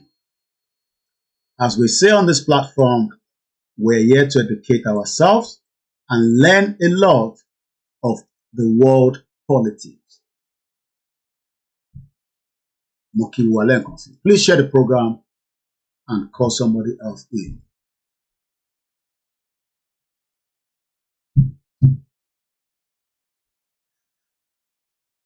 All right, I think let's go into declassify UK and picking something there. I'm just trying to pick something around this gentleman. So let's look at this again. This is the same guy. I'm sorry. Gavin Wilson kept lobbying for Somaliland amid civil war. This was in 2023, last year, September. Britain's former defense secretary made a paid-for trip to the unrecognized African state after it allegedly bombed a hospital. Àwọn kan ló sanwó kó fi lọ. Tèmi bá ní I need the £2,000 nísìn mo fẹ́ fly lọ síbi tó wà important tó lè support wa tó lè kàn fún wa ní kankan tó kàn lè mú kankan jáde. Can we have that £2,000 and say we are ready to go? Àbí àṣẹ máa wá £2,000 yẹn. Mo kí gbogbo ẹ̀yin pastor wa. We are ready to work in 2025. Are you ready to also support? Okay? Okay. You want to call your sister? Can you take it out? Ẹ̀gbọ́n kan tó sọ síbí báyìí. Gavin Wilson kò lówó ara ẹ̀. Nígbà tí wọ́n mọ value ẹ̀, wọ́n sanwó fún, wọ́n ní kó bá wọn lọ síbẹ̀. The same person nísì ló wá ń fún wa ní ló ń fún gbogbo èèyàn l'assurance pé by 2025 yìí o tí Donald Trump bá wọlé o ẹ forget ẹ̀ ó ti di dandan pé wọ́n gbọ́dọ̀ recognize Somaliland. Arákùnrin náà ni o òun lélẹ̀ òun lè rí yìí o. I hope you are understanding this important broadcast this evening. The day before the Christmas, and we call it the Christmas Eve. Let's read further. Gavin Wilson continued to press the UK government. Ó fún wọn lọ́rùn to recognize Somaliland as an independent. Say UK to recognize the Somaliland, the people might recognize Yoruba. Put that here. I'm just asking. Say Britain to recognize it, but it's a fact that we must always put there. Everybody knows why not take it one at a time.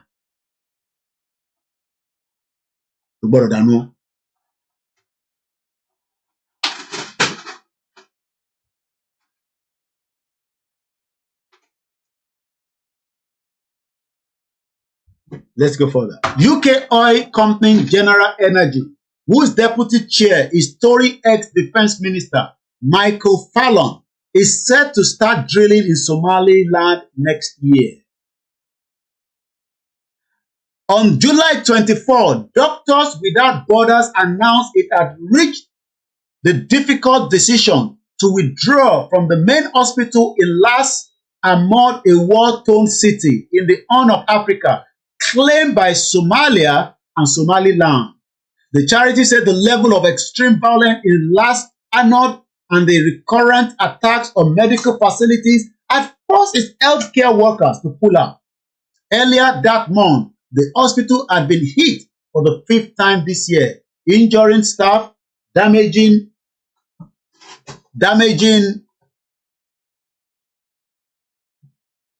an ambulance and shuttering the maternity ward.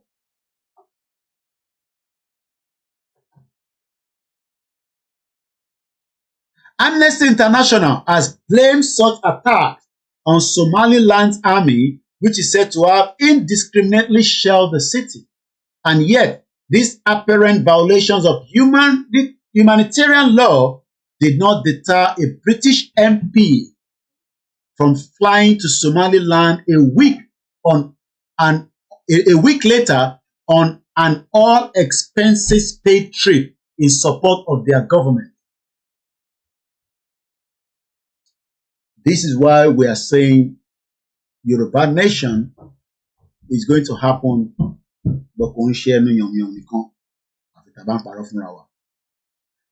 politician in question is Sir Gavin Wilson, represent the South Staffordshire, a rural constituency 4,000 miles away from the outskirts of Birmingham. Ewonu Okotonowa.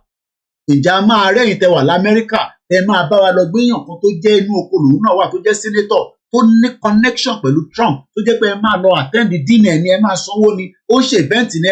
This is the time to participate in those things, especially in tẹ́wà l'Amẹ́ríkà. You have a work to do.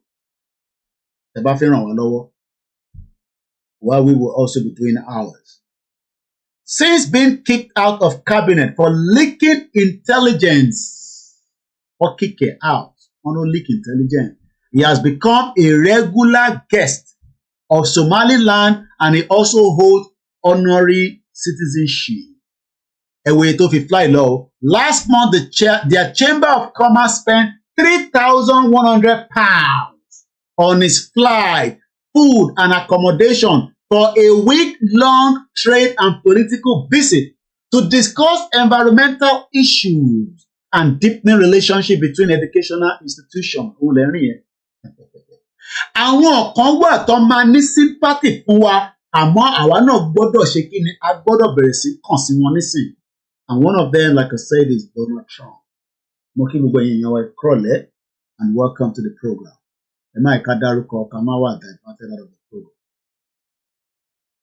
Their spokesman, Mohammed Kafi, told Declassified it is morally reprehensible for a British MP to campaign for a murderous Somaliland regime while it was committing atrocity in Las Amod, causing the displacement of hundreds of thousands, killing hundreds. It is not the first time that Wilson has visited Somaliland. Their Chamber of Commerce paid £4,600 for him to make a similar trip in 2022, according to the MP Register of Interest. Somaliland has even held a Gavin Wilson Appreciation Day. Did you see that?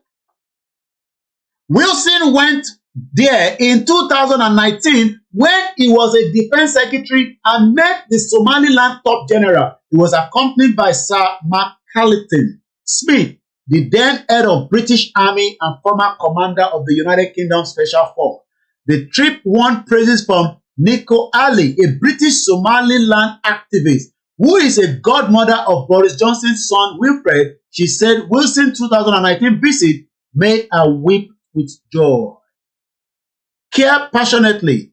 Like the rest of the world, Britain does not officially recognize Somaliland. So what tó ń rò pé bóyá Britain máa recognize wa ẹ̀tútù ẹ̀dá. Kí ni mo sọ? Ẹ̀tútù ẹ̀dá. I repeat again, èní ni 24/12/2024 on a live transmission on Koikimedia. According to this man, Koikimedia needs funding by giving us quality information news. 1,000 people, £10. I will pay for 2 people to support.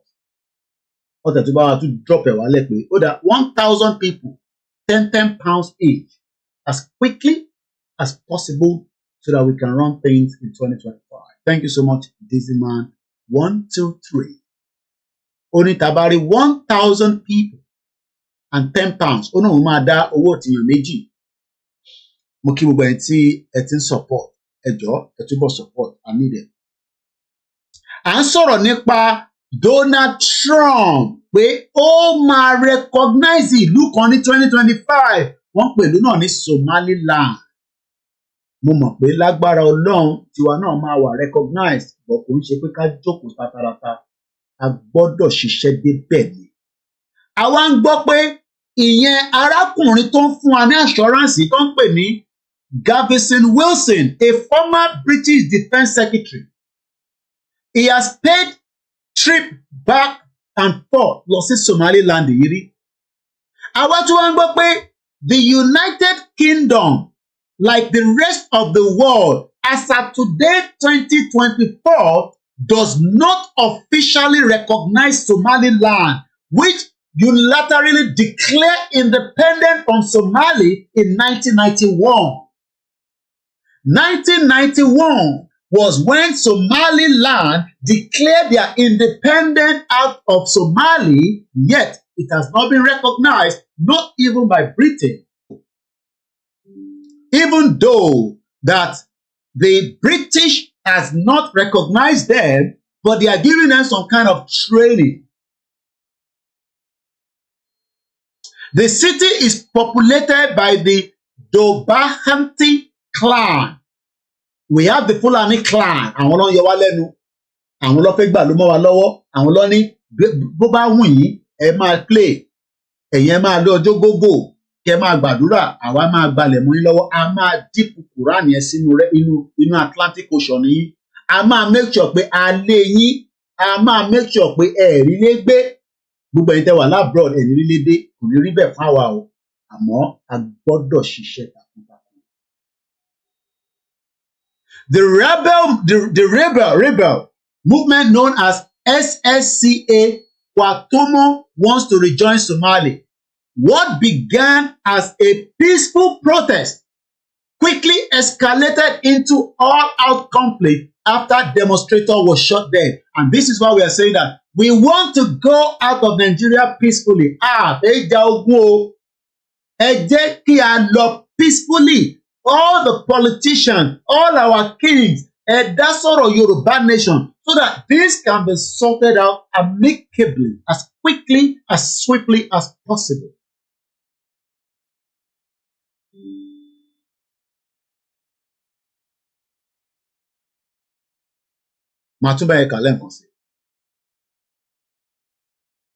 What began as a peaceful protest, quickly escalated into all-out conflict. Ìyẹn la ṣe ń sọ pé làwọn kan ṣe máa sọ pé ìbẹ̀rẹ̀ ogun la mọ̀, àmọ́ ìparí ogun.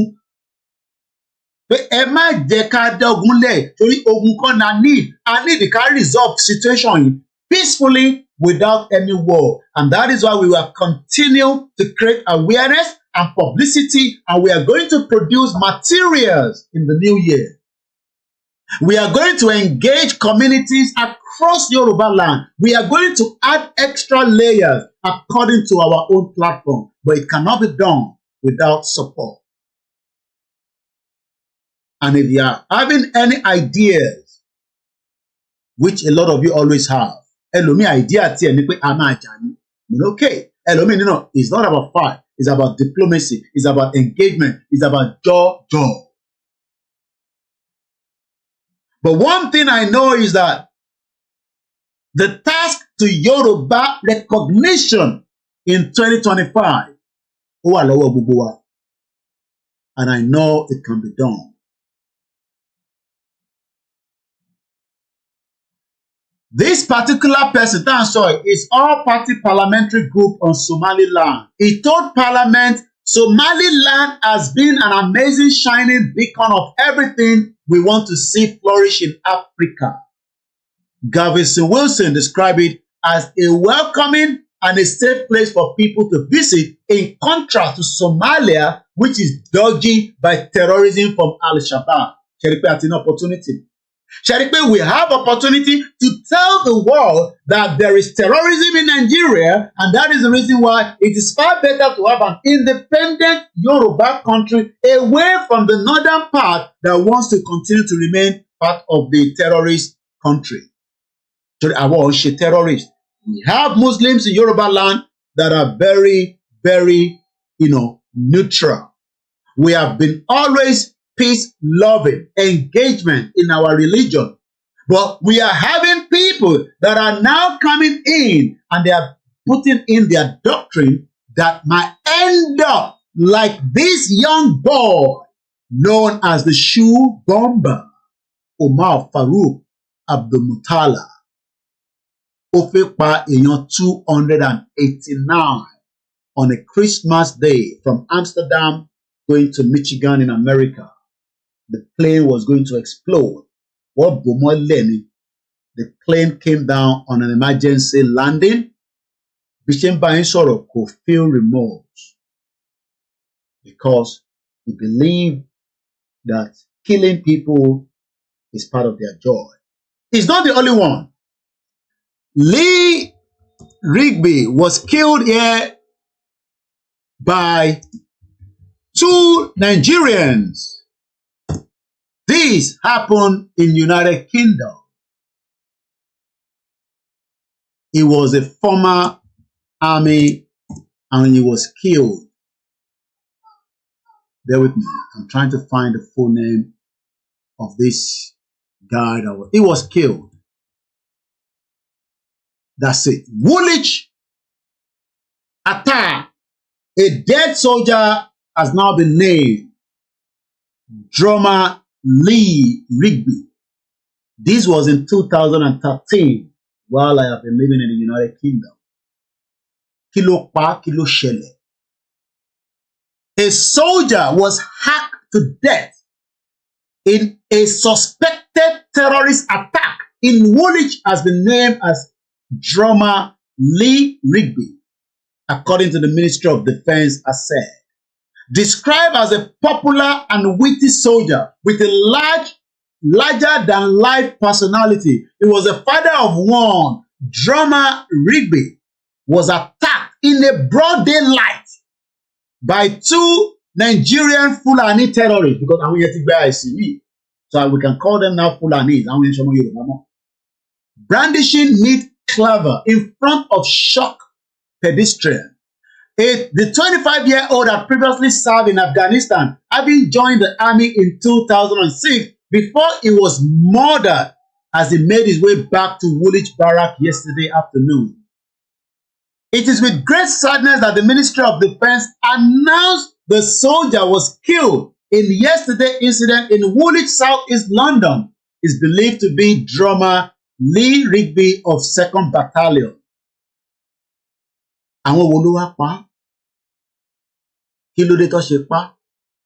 Ẹ̀ṣẹ̀ wo ló ṣẹ̀? Arákùnrin tó pa òun náà lẹ ń wò yìí. Michael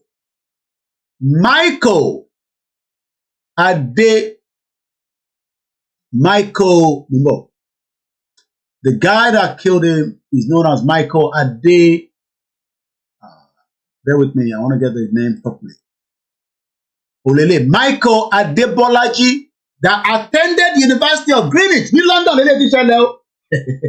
They play. Koiki, shut up. I am telling you, they play. And it was civilized. The United Kingdom, the London, over hacking. Area that one away. Oh, what be shouting a wale.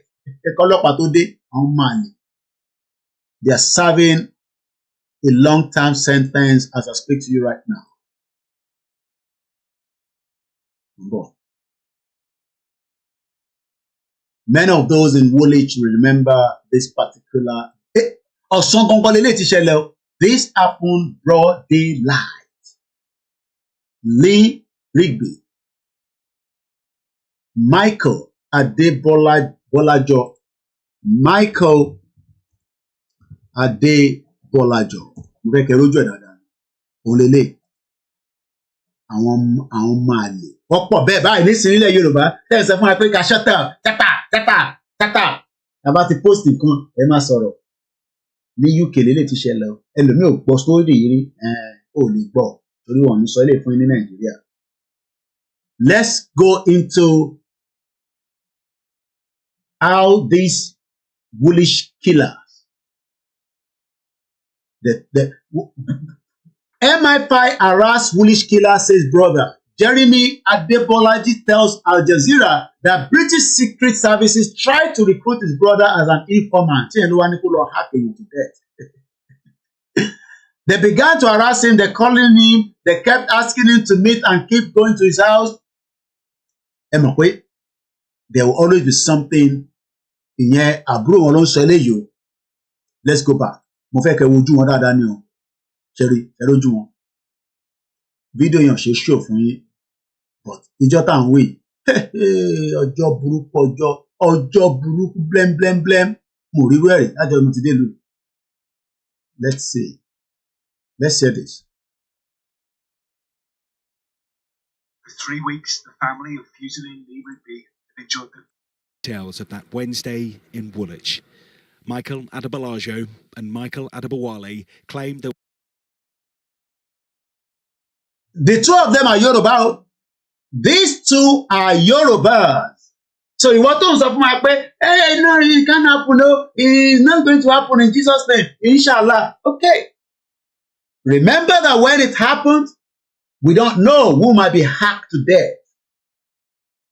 They will never be released again to the street to kill.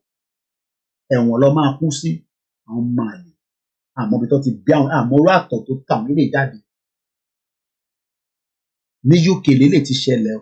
If this can happen in the United Kingdom, are you thinking about what I am thinking about? Those millions of those roam around. Do you know their plan? All right. Let's hear how it was reported in 2013. 2 men has been found guilty. Let's listen.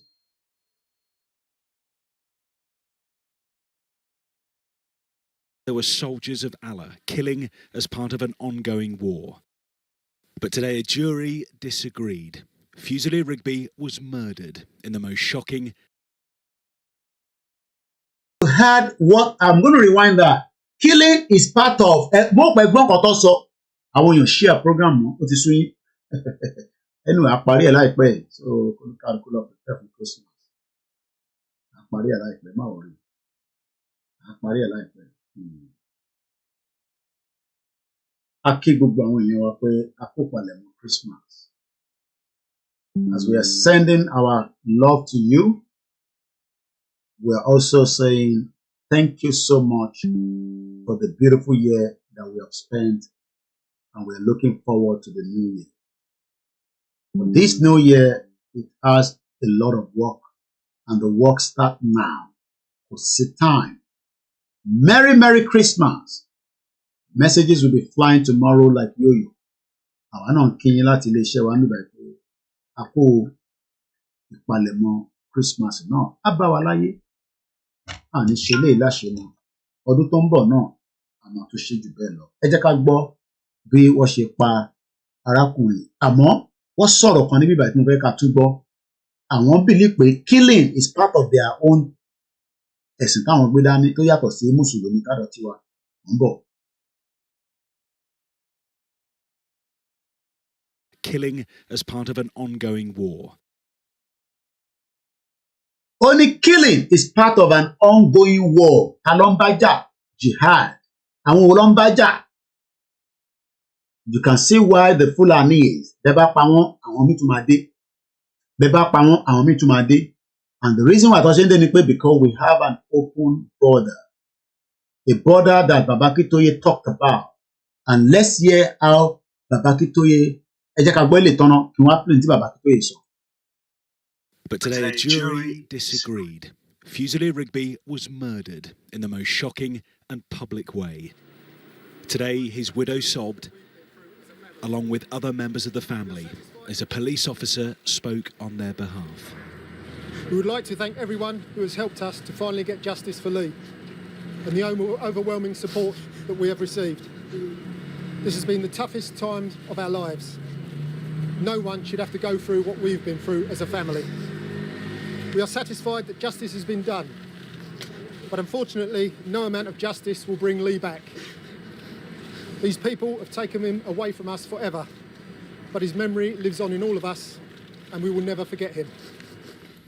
Hiding himself under a blanket, this is Michael Adebolajo's interview with police just a week after the murder. Shown today for the first time, he tells them about the moments before the killing. We decided to wait in the vicinity of the barracks that is in Woolwich. Between us, we decided that the soldier is the most fair target because he joins the army with kind of an understanding that your life is at risk when you join the army, you know? Wearing his Help the Heroes hoodie, carrying his army rucks.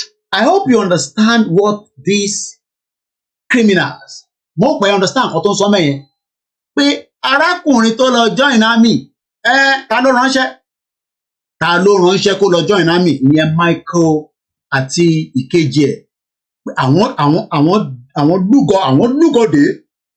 Àwọn lúgọ̀dé pé wọ́kẹ̀. À ń sọ fọ́mọ Yorùbá pé we are in danger. Ẹlòmíì àti ẹ̀jí láàárọ̀ á ní ṣe kò ṣàdékù tó bá ti dékù kò má tà. Àwọn ibi tó ń dé yẹn náà kò ń ṣe ilẹ̀ Yorùbá ni. Mo ń béèrè ní o ní January 16 wọ́n bọ́ǹbù ìlú Ìbàdàn gbogbo alágbọ́n yẹn. Ní Ọ̀wọ̀ massacre agbọ́n yẹn eléyìí tá à ń sọ UK lélẹ̀ ti ṣẹlẹ̀. So táwọn ilé bá lè wà tó bá lè indoctrine àbí tó convert wọn sí fanatics nínú UK. Káwárì imagine àwọn tó wà Nàìjíríà. So those of you that play with fire, àwọn ò ní gbà. We will do whatever we have to do to make sure that we get our people not to be massacred and their lives taken at short notice. People like these. Ọ̀pọ̀ bẹ́ẹ̀ káàkiri. Ọ̀pọ̀ bẹ́ẹ̀. Koiki Media bringing the world closer to your doorstep. Edition the 24th of December 2024. I'm going to open the phone line shortly so that you can also engage in the discussion. Libita Sorode. But as we are asking for the world to recognize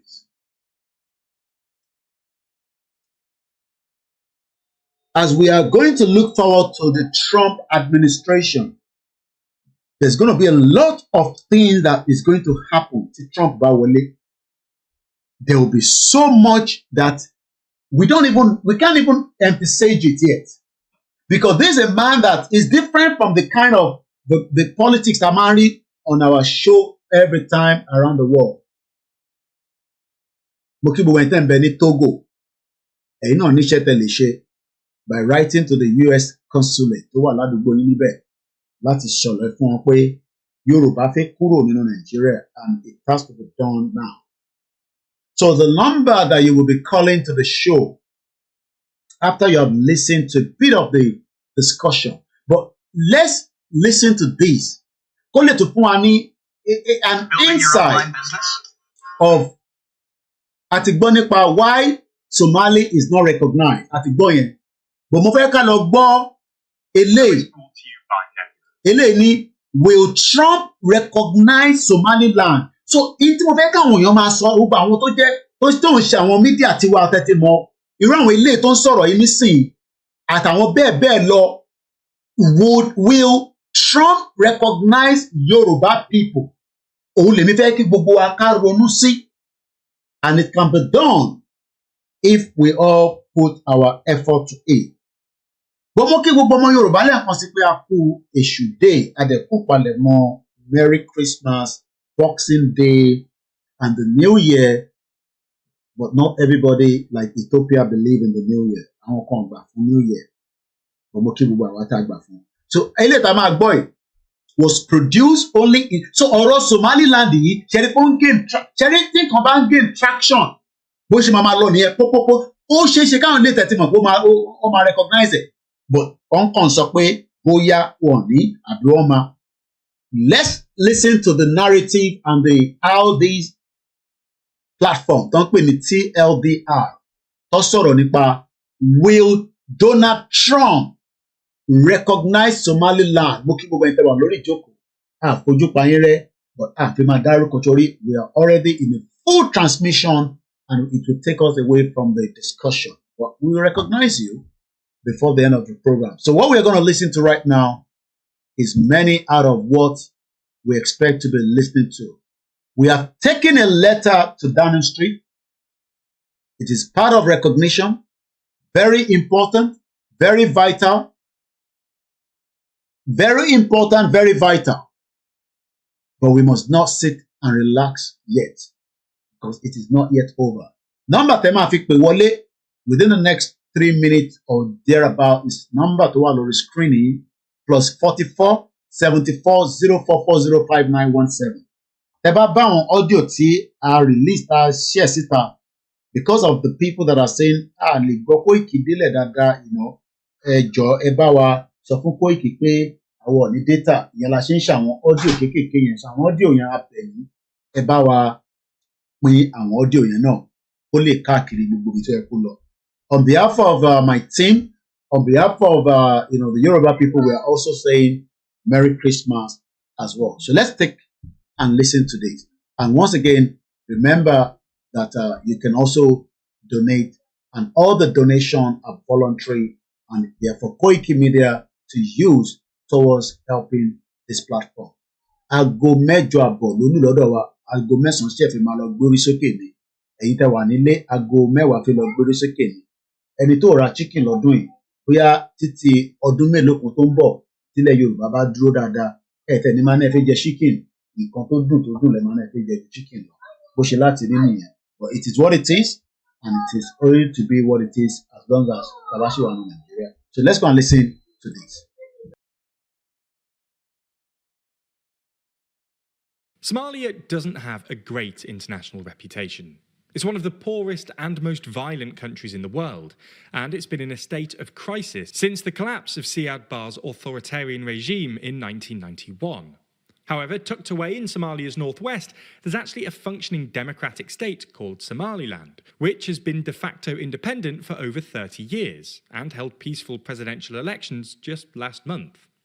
Despite its best efforts, Somaliland has not yet been recognised as an independent state by any UN member state. But this could all be about to change. That is very important. Somaliland has not been recognized by any member of the United Nations. But that is about to change. Kí ló fẹ́ change? Kí ló fẹ́ mú tó change? In tó fẹ́ mú tó fẹ́ change. Òun náà ni ọ̀rọ̀ tá ń bá lọ nísìn. Kí lọ̀rọ̀ náà pé Donald Trump tó bá ti recognize ẹ̀. If America ló ń fund the UN, àwọn tó kù náà máa succumb ní wọn ní choice. Wọ́n dẹ̀ sọ fún UK pé well, there's nothing you can do. We just want them to be free, and they're going to be free. And this is where we need that recognition. And we need it now. We need it now, not tomorrow. We need it ASAP. Let's go back to the video. Earlier this week, it was reported that Trump was planning to make the US the first country to recognize Somalia. One indicator show pé Donald Trump, White House looks set to recognize the world's newest country as breakaway Somali vote is leader spy international recognition. One Trump indicator ti show pé nǹkan kan fẹ́ ṣẹlẹ̀ ní 2025. Àwa bẹ̀ Ọlọ́run ní gbogbo ọ̀nà ẹ̀ kó jọ in tó máa fáwa náà ní that recognition, that push in 2025, 2026, 2027 tó ní pẹ́ mọ́ kó tètè fún wa ká lè tètè bọ́ nínú ìdààmú àti wàhálà tí a wà nínú ẹ̀ látìgbà tí a ti wà nínú Nàìjíríà tí kò ṣiṣẹ́ fẹ́ nìkankan, kò ṣiṣẹ́ fọ́mọdé, kò ṣiṣẹ́ fàgbàlagbà, kódà ó ti dá wàhálà sílẹ̀ sí ọ̀pọ̀lọpọ̀ àwọn ènìyàn lọ́rùn. Ẹ bá mi gbọ́wọ́lé share button lẹ́ẹ̀kan sí. Ẹ bá wa pín ètò yìí. Ẹ bá wa pín ètò yìí dáadáa. Let's go back and listen again. Somaliland. So in this video, we're going to take an abridged look at the history of Somaliland, why Trump wants to recognize it, and whether it's actually a good idea.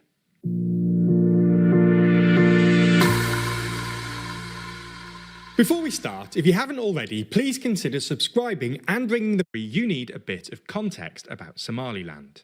We've actually done a couple of videos on Somaliland before, so go watch that if you want to know more. But the TLDR is that modern-day Somalia used to be split into two colonial territories, Italian Somaliland in the east and British Somaliland in the northwest. In 1960, British Somaliland became the independent country of Somaliland, to be recognised by 35 other UN members. 5 days later, though, Italy gave up Italian Somaliland, and the two immediately united to become the Somali Republic, which is what we now call Somalia. In retrospect, this was probably a bit of a mistake from Somaliland's perspective. Italian Somaliland has a population roughly 8 times that of British Somaliland, and the north was often overlooked by the south. Somalia's first constitution, for example, only passed in 1961 because it had overwhelming support in the south. Somaliland got its chance for autonomy in 1991, when Somali dictator Siad Barre was overthrown by anti-government rebels, including the Somali National Movement. The Somali National Movement were a northern paramilitary group, and after ousting Barre, they decided to declare Somaliland's independence, with basically the same borders as the British Protectorate of Somaliland. In 2001, they held a referendum on independence, which was supported by 97% of Somaliland citizens. Since then, Somaliland has been essentially an autonomous state outside of Somalia and a beacon of stability in a region otherwise beset by chaos. They've held multiple peaceful elections, and in 2017, Freedom House ranked Somaliland as the only free country in East Africa. The country is very poor, but they've got their own government, currency, passports, police force, license plates, and even a consulate in Washington. Now, this is where games change. And when we're talking about some of what you are listening to right there, they are not recognized, but they are running a government. We don't want to be running a government that we are not going to be recognized. But not that people kò sí tó ń bọ̀ lókè tílẹ̀ kan ò tí gbà. Ṣé má jẹ́ kẹ́ni kankan fúlù wa pé nǹkan kan lè ṣẹlẹ̀ wọ́n run currency kan nísìn àwọn kan láìkẹ̀ kí ló dé tẹ̀ ṣe láìkẹ̀? Many tó ń ṣe, and I'm talking about the Yoruba. Let me come out and say to those of us that are saying wọ́n fi Yoruba private business. Tó bá jẹ́ private business, ẹ̀yin náà lè set up private business ti yín. Ẹ lọ set up private business ti ọ̀dọ̀ ti yín náà. You can't be holding us backwards because any template of any other thing apart from the Yoruba. Everyone another one, time I work pẹ̀lú. Tí bá sọ fún yín pé there is a big attack lórí Yoruba. And I'm coming out officially to say that there are some people within the movement don't attack it. One is Bishop Adesina, the private business, and kódà wọ́n ní wọ́n mọ̀. Ẹ̀yin tẹ́ ń sọ pé wọ́n mọ̀ yẹn, ṣé àwa mọ̀ ẹ̀yin ni? ẹ̀yin tẹ́ ń sọ pé ẹ mọ̀ Bishop Adesina ṣé àwa mọ̀ ẹ̀yin ni. And let me come out and tell Yoruba people tonight, and I want this place to be cut. Ẹ̀yin tẹ́ ń bá mi cut video, ẹ bá mi cut bí báyìí dáadáa. And let me put it on record as well, because tẹ́ bá fẹ́ bà movement yìí jẹ́ movement táwa ń ṣàìsùn lé lórí torí pé ẹ̀yin máa ní pé mọ̀yàn kan rí. Ta ló mọra wọn rí nínú movement? Ta ló mọra wọn rí? Ẹ mọ̀ mi rí tẹ́lẹ̀ ni. Tẹ́ fi ń dáwó fún mi. Kìbí trust lẹ́gbẹ́lé mi lọ́wọ́. Tẹ́ bá dáwó fún mi tí bá ná fún personal use mi tí ó dẹ̀ pé fẹ́rẹ̀ ká fi ṣe Yorùbá nation tí mo ṣe é kọ́. Àìtí sí nínú government, àìtí ní government. Tá bá ní government, à regulate gbogbo ara wa. Kódà àwa media gan, wọ́n máa regulate wa. Wọ́n máa regulate gbogbo wa. Ìṣòro ẹ̀ mo ṣe wà nílùú yìí, ó ní nǹkan tá lè sọ, ó ní nǹkan tá lè sọ because a ṣì wà lábẹ́ òfin. But tá bá ti láwọn tó jẹ́ pé iṣẹ́ tí ni pé ẹ fẹ́ bà nǹkan jẹ́. Ẹ fẹ́ ṣe kí ni mo sọ? Ẹ fẹ́ bà nǹkan jẹ́. Kẹ́dẹ̀ tó bá jẹ́ àwa gan máa fún yín ní wòtòwòtò. Torí pé I don't understand, and this is Koikimedia bringing the world closer to your doorstep. It is the 24th of 12, 2024. There is a attack pé Bishop Adesina pé rúbà tó ṣí ó fi ń collect data àwọn èèyàn ni. Pé ó dẹ̀ ṣe because YSDM wọ́n náà wọ̀n mọ̀ kankan nípa ẹ̀. YSDM dẹ̀ ni pé in tó ń ṣe yẹn o kò ní kankan ṣe okay kò ní kankan ṣe pẹ̀lú ẹ̀yin ẹ̀yẹ fún àwa náà ní template tọ̀dọ̀ ti yín ẹ̀yin YSDM ẹ̀yin ni mo bá sọ̀rọ̀ because ẹ fẹ́ báṣẹ́ bàbá Akintoye jẹ́ yes gbogbo ẹni mo fi sọ ẹ tó bá dẹ̀ jáde fún mi tó bá jáde fún mi màá jáde tán fún yín. Tẹ́ bá mọ̀ pé ntí Bishop Adesina ṣe yẹn ó wrong pé kò ní ṣiṣẹ́ ẹ fún wa ní another template tá máa work pẹ̀lú because á jẹ́ pé àfẹ́ ìlú kan là ń sọ nísìnyí pé wọ́n ní currency tiwọn kò sẹ́ni tó recognize wọn wọ́n ní government tiwọn wọ́n ní passport tiwọn wọ́n ní police tiwọn wọ́n ní license tiwọn kódà wọ́n ní consulate tiwọn l'Amẹ́ríkà. That is the message that I received yesterday. Tẹ́ bá rí gàgàgà message tó kọ sí mi àwọn tó send sí mi àmọ́ bishop rí o kò sẹ́ni tó mọ bishop o ó kàn gba data àwọn ọmọ Yorùbá káàkiri gbogbo àgbáyé o owó ààrẹ ló fi ń ṣe o business tẹ̀ ló ń ṣe o tẹ́ bá bẹ̀rẹ̀ sí ṣe Yorùbá nìkan ní sí tèmi náà mú kankan tí ó lè generate owó tí mo dẹ̀ mọ̀ pé ó dá mo fẹ́ tà fáwọn ọmọ Yorùbá ẹ sọ fún mi pé ẹ tó bẹ́ẹ̀ kò tí sẹ́ni náà wàláìtàláì sí wọn bí láì làzí láwùwà. So tí bá jáde nísìn tí mo ní template kan tí mo fẹ́ gbé jáde tí mo dẹ̀ mọ̀ pé ó dá káta ilé bí a £2 ká fi 50p ká fi sínú movement ẹ sọ fún mi pé Koiki ń ṣe business ni ṣé torí pé mi wà lórí media ẹ ṣe sọ pé mi ń gbowó lórí media tèmi ẹ̀yin ò ṣe jáde kẹ́ sọ pé Koiki tó gbowó lórí media wọ́n máa fún lówó ni wọ́n bá yín fa wàhálà tí bá sọ fún gbogbo ọmọ Yorùbá pé owó tá a dá ó ti há owó tá a dá sínú YSDM ó ti há bẹ́ẹ̀ lẹ́gbọ́n lẹ́nu mi lálẹ́ ó ti há síbẹ̀ owó yẹn ò jáde Canada dẹ̀ ni problem yẹn ti ṣẹlẹ̀ màá sì filẹ̀ bẹ́ẹ̀ ẹ̀ ní kúre owó tí gbogbo wa dá tí wọ́n fi ń di pé wọ́n ń dáwó padà owó yẹn ti hang sí Canada right now ẹ̀ ní ṣoríire àwa ń ṣe wàhálà ẹ̀yin fẹ́ bà nǹkan jẹ́ ẹni ẹ̀ mọ bíṣọ̀pù ẹ̀ bá mọ bíṣọ̀pù ẹ fún wa ní template níta máa wọ́ pẹ̀lú ṣèbí YSDM nísìnyí ó ti lọ bí 2 years nísìnyí bàbá yẹn a máa ṣe wàhálà ìyẹn bàbá Akintoye a máa ṣàìsùn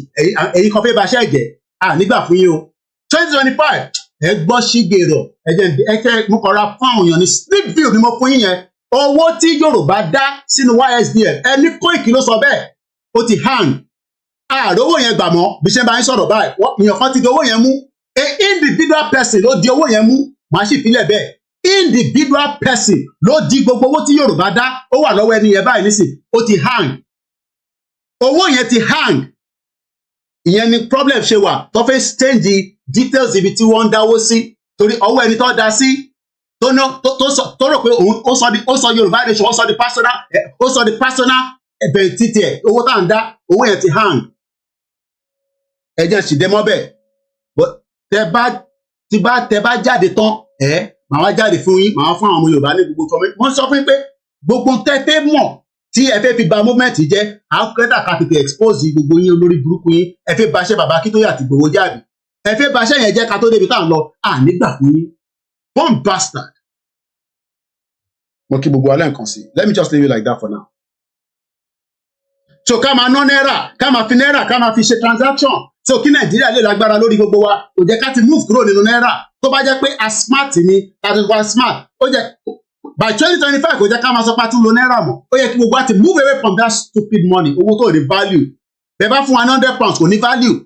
Bẹ́ẹ̀ ṣe fún wa ní náírà yẹn náà là ń kó jáde là ń fáwọn èèyàn kò ní value kankan. Kò ní value kankan rárá. Ẹ fẹ́ múṣẹ́ bàbá Akintoye tó ń ṣe, ẹ fẹ́ fà wálẹ̀ àbí ànígbà fún yín torí àwa máa tẹ̀lé bàbá yẹn ó dẹ̀ máa kó wa délẹ̀ lérí. Bàbá yẹn máa kó wa délẹ̀ lérí. Ẹ mọ iye ìgbà tí bíṣù ẹ̀yin tẹ́ ń sọ̀rọ̀ yẹn ìgbà mélòó lẹ́yìn kan ti lọ́lé. Ẹ mọ bíṣọ̀pù rí business yẹn kò wà registered ó ṣe kìnnìkan kò ní details email lásán ló ní telephone number ló ní jàgbàjàgbà jògbòjògbò. Sọ fún yín èmi ni last man standing movement yìí bẹ́ẹ̀ bá ṣàṣìmí lágbára Jésù Kristi kò ní ràn mí bẹ́ẹ̀ bá gbórúkọ mi lọ sẹ́ni wẹ̀ inshallah kò ní ràn mí bẹ́ẹ̀ bá gbé ẹni orúkọ mi lọ sọ́dọ̀ babaláwo kò ní mú mi àfi tó bá jẹ́ pé nǹkan mi lè ní ṣe lẹ́yìn lórí ọ̀rọ̀ movement ẹ̀ ní kúure bọ́ǹbàṣà kólúkálukú lọ ṣe tiẹ̀ ẹni tó bá túmọ̀ nípa finance ẹ gbé jáde kẹsàn fún wa pé Koiki á ti túmọ̀ ọ̀nà míì ká tún máa gbà tẹ máa make sure pé àní rí náírà rò ká bẹ̀rẹ̀ sí kẹ́yìn náà sọ di business tabarẹ́ ẹni tó lè gbé plane kan sílẹ̀ gbé plane sílẹ̀ tabarẹ́ ẹni tó lè gbé helicopter sílẹ̀ gbogbo nǹkan la need in 2025 going upward àjókòó sójú kan àwa à ń fa lọ sókè báyìí ẹ fà wálẹ̀ bẹ́ẹ̀ ṣe lọ gbé dúpẹ́ náà ní ẹ mú gbogbo ẹ̀sẹ̀ dàrú ẹ̀ ní soríire ẹ jẹ́ ń dé mọ́bẹ̀ ẹ jẹ́ ń fi tó kù pamọ́ but mo sọ fún yín ẹ wà very careful torí pé iṣẹ́ bàbá Akintoye ò ní bàjẹ́ iṣẹ́ Ìgbòho ò ní bàjẹ́ iṣẹ́ gbogbo àwa náà rẹ̀ ní bàjẹ́ ẹ mọ̀ parúbà tẹ́ ẹ bá mọ̀ parúbà ẹ fún wa ní kàn mí náà ká play with in 2025 tẹ́ ẹ bá fún wa ní kàn mí ká play with by 2025 for the next 6 months tẹ́ ẹ bá mú template finance mi fún wa pé Koiki o a mú template mi wá lórí màá sọ fún bàbá Akintoye àwa níbí báyìí à ní polówó YSDM kankan mọ́ fún yín fact ẹ ti gbọ́ lẹ́nu mi yẹn 6 months ni máa fún yín ẹ jẹ́ ká wọ January 6 months 6 months 6 months problem ti wà ó ti hang owó tá a dá ó ti hang sí Canada mo sì dé mọ́ bẹ́ẹ̀ ẹ tọwọ́ bọ̀ mí lẹ́nu ẹni ṣoríire owó tí gbogbo wa dá ó ti hang sí Canada ẹni mi ni mo sọ bẹ́ẹ̀ owó yẹn ti hang sí Canada owó táwọn èèyàn dá ṣe wàhálà nínú òtútù wọ́n hang gbogbo ẹ̀ so à ń sọ pé ká wá bá ṣe máa divert owó tá à ń send ní náírà ó lè reduce díẹ̀díẹ̀ tó bá fẹ́ reduce tìlù bá fọ́nkọ́ tẹ́yìn bá nẹ̀yìn oníjà tí Biafra bá bẹ̀rẹ̀ wàhálà ṣé ẹ mọ̀ pé Central Bank máa wà affected Tinubu nísìn níyẹn ló fẹ́ bá Niger jà àbẹ́ ẹ̀ tí gbọ́ etí ń du gbogbo wa ẹ̀ mọ̀ bá ẹ sáré wo ilé ìpínbọ̀ ẹ sì máa wà candidate mi lọ́nà kí n lọ mú yẹn wá Tinubu ló ti ń bá Niger jà lẹ́ni sìn tí Niger bá bẹ̀rẹ̀ sí bá wa jà nísìn tó bẹ̀rẹ̀ sí ń gbà nǹkan jẹ́ ṣé ọmọ announce ogun ni Niger ló fẹ́ bá wa jà nísìn màá mú wá fún yín ẹ̀kúkú máa ń láìkì fact ìbídẹ̀ ní lọ́wọ́ Niger àti Nàìjíríà Ọlọ́run má jẹ́ kó wọnú ogun in the next couple of months and weeks and days because Tinubu ó ti fún France láyè pé kó operate and that is going to be a biggest problem torí pé Niger ti sọ fún Tinubu nígbà tó wọlé pé ìwọ tó lọ ṣe chairman ECOWAS òun wá wàhálà ẹ̀yin èèyàn ẹja gbọ́ fídíò yìí ẹ farabalẹ̀ kájọ gbọ́ fídíò yìí mú bọ̀. If you mute mic in any of them, boy, for many few seconds.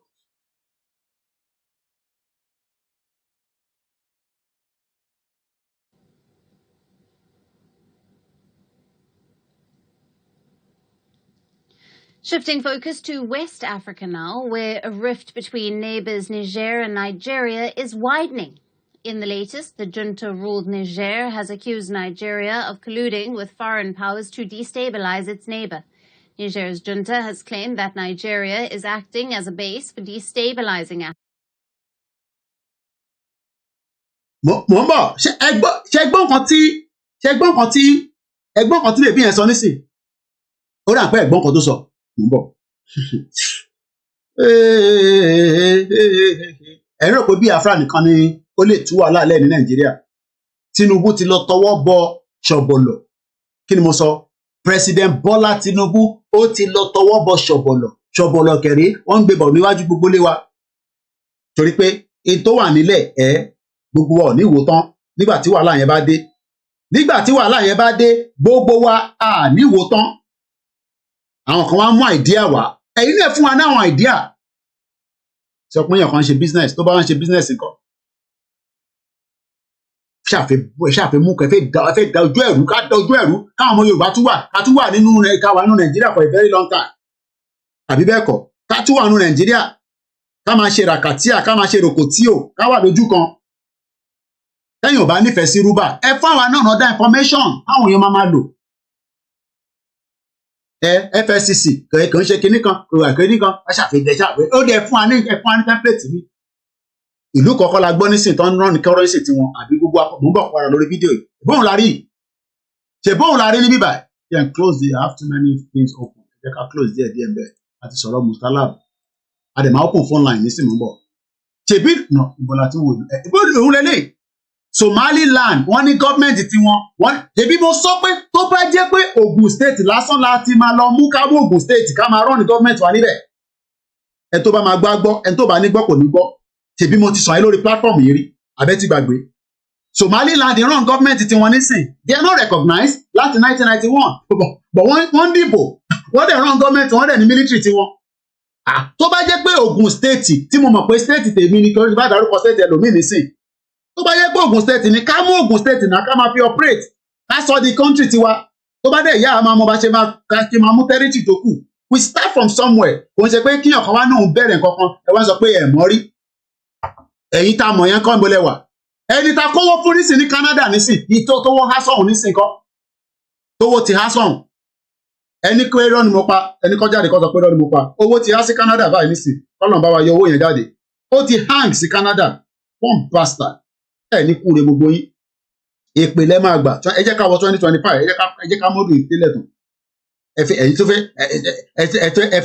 fẹ́ múra àjò yẹn ẹ fẹ́ fàágùn bí iná kọ́rọ́lọ́ ká jókòó ká máa pariwo lórí social media ká ní káwọn èèyàn dáwó ó wá di pé a fẹ́ gbowó nísìn wọ́n nídìí owó wá hang ṣó yẹ kówó máa hang ṣó jẹ́ kówó ọmọ Yorùbá hang ẹ tí mọ̀ kankan ẹ jẹ́ ká lọ gbọ́ fídíò lẹ́ẹ̀kan sí.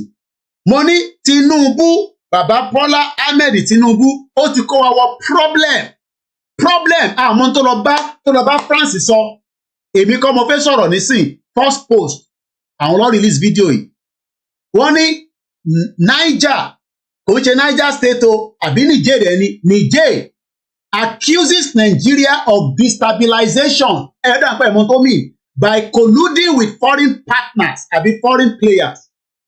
Tinubu ti collude pẹ̀lú àwọn foreign players àwọn wo ni foreign players àwọn wo ni foreign players and this is why we are saying that ní time a gbọ́dọ̀ ní recognition yẹn kíákíá látọ̀dọ̀ Donald Trump torí àmọ́ bí tí bàbá Tinubu kó wa lọ báyìí as it stand right now pẹ̀lú ọ̀rọ̀ Nàìjíríà we don't even know we have no idea we have no clue because if you are colluding to destabilize another country that country has every right to fight back in tó ń fàjà lọ́wọ́ pẹ̀lú Russia àti Ukraine lẹ́ ń gbọ́ yẹn because Ukraine we have the right to defend our territory. Russia ní àwọn náà máa bá yín jà ó wá dìjà gbóngbàs. So ṣé tí Niger nísìn tí tán attack wọn ṣé ẹ fẹ́ kí Niger tó fold hands wọn? I'm asking, do you want Niger to fold their hands while Nigeria is used to destabilize their territory? Àdèmọ́ ó dà ọmọdún tó ń pè ní Niger. Niger làwọn ìlú tí ó wà ní borderline wa ọmọdún tó ń pè ní Niger, the official Republic of Niger, is a landlocked country in West Africa. It is a unitary state bordered by Libya to the northeast, Chad to the east, Nigeria to the south. Nigeria ló máa ṣe kí ni ló máa fún ní gbàsígbòs. And we are telling our people that àmọ́ bí tí Tinubu kó wa lọ báyìí pẹ̀lú ọ̀rọ̀ Niger. There is a big massive problem. Òun lè rí tó tún kọ sí ní news yìí. Nigeria accused of collaborating with foreign powers to destabilize Niger. 21st of December 2024. Èmi kọ́ ni mo kọ. Business Inside Africa ló kọ. News tijọ́ kẹta lélẹ̀ sẹ́yìn 72 hours. So ìwọ tó ń rò pé wàhálà ò lè ṣẹlẹ̀ nínú Nàìjíríà, Tinubu ti lọ kó wàhálà jáde tí ó ń bọ̀ nínú Nàìjíríà, kò ní kankan ṣe pẹ̀lú Yorùbá nation, kò ní kankan ṣe pẹ̀lú Biafra. Nigeria-Niger border neighbor is being suspected and accused of sabotaging a pipeline. Tinubu ti ní kó lọ blow pipeline. Tinubu dẹ̀ náà wò mọ́ kankan nípa àwọn náà ti release statement. Báyọ̀ Ọ̀nànúgà ti release statement. But àwọn Niger náà wọ́n believe Tinubu pé irọ́ ló pa, irọ́ ti pọ̀jù lẹ́nu ẹ̀. Pé Jagaban irọ́ ló ń pa. Bó ṣe dé náà nìyẹn nígbà tó di president tó ń ṣe gẹ́gẹ́gẹ́gẹ́gẹ́ tó ní máa bá wa jà nígbà tí wọ́n yọ president wọn ìyẹn tó wà ń bẹ̀ tẹ́lẹ̀ prophet àwọn West. The government of Niger recently levied accusation against Nigeria of acting as a base for destabilizing actions, purportedly with the help of former Nigerian government officials and outside forces. Niger alleged that Nigeria was involved in the recent pipeline vandalism it suffered. Tó bá ti blow pipeline wọ́n máa blow tọ̀dọ̀ tí yín gbógun ṣe rí nìyẹn. Má máa ní àwa là ń gbógun bọ̀. Listen, most of you don't understand how diplomacy work. Ìyẹn la ṣe sáré pé Trump pé kó jọ kó ṣe gbogbo tó lè ṣe. We need his help. Ilẹ̀ dẹ̀ ti ń ṣú, mo gbọ́dọ̀ reduce voice mi díẹ̀. And this is why we are shouting, Yoruba nation now, not tomorrow. Yoruba nation now. Because mọ ìgbésẹ̀ tí Tinubu ń gbé lọ báyìí nísìn tó bá dá Paul nísìn Tinubu máa lọ on exile just like Syria. Bashar ó ti wà ní Russia nísìn, ó ní gold, ó lówó lọ́wọ́, gbogbo nǹkan ló ní, ó ń gbé ní Russia, wọ́n ti fún asylum. Bọ́pẹ́ tí wọ́n bá ṣẹlẹ̀ Paul nísìn Tinubu náà àtàwọn ọmọ alọ jókòó sí Russia àbí wá lọ jókòó sí France, wọ́n máa fún wọn ní asylum níbẹ̀. Owó dẹ̀wà tó máa ná tó máa fi kú. Èmi àti ẹni sì wà nínú problem. Adẹ̀ ń pariwo pé problem ká pariwo ẹ̀ síta ní kíákíá oníká ṣọ́tọ̀. Ṣé mi náà mo ti sọ lé? Torí pé ẹni Koiki ló máa ń gbé bad news. Ẹni gbogbo platform is always about bad news about Nigeria. Ṣé mi ni mo ní kí Tinubu lọ tọwọ́ bọ bad news wá nísìn tí mo sọ fún yín? Bomb bastard ẹni ṣoríire kó máa pa gbogbo yín ni. Despite effort to normalize relations, we regret that Nigeria has not given up on serving as a real base for the destabilization of Republic of Niger, with the complicity of some foreign powers and officials of former regime to whom it offers refuge. Wọ́n ní Tinubu fún wọn ní refuge. A local broadcaster quoted Nigerian Foreign Minister Bakari Yao Sagari as saying, Recent revelations point to a certain complicity of Nigerian security apparatus in the pipeline attack, the foreign minister added. However, Nigeria has denied these allegations, noting that it was not involved in the attack of the Niger-Benin oil pipeline in Gaya, Dosu region of Niger Republic. Ní December 13 yìí, ta ló wá lọ bọ́m̀bẹ̀, ta ló ju nǹkan síbẹ̀ tó fi di kó laná, tó bá ju tiwọn náà padà nísìn, olúkálukú máa sọ pé báyìí ló ṣe rí tàmọ̀dù, ẹ pé Tinubu mọ́ra, kó tètè mú tó máa ṣe, ẹja gbọ́ ilé mọ̀ bọ̀.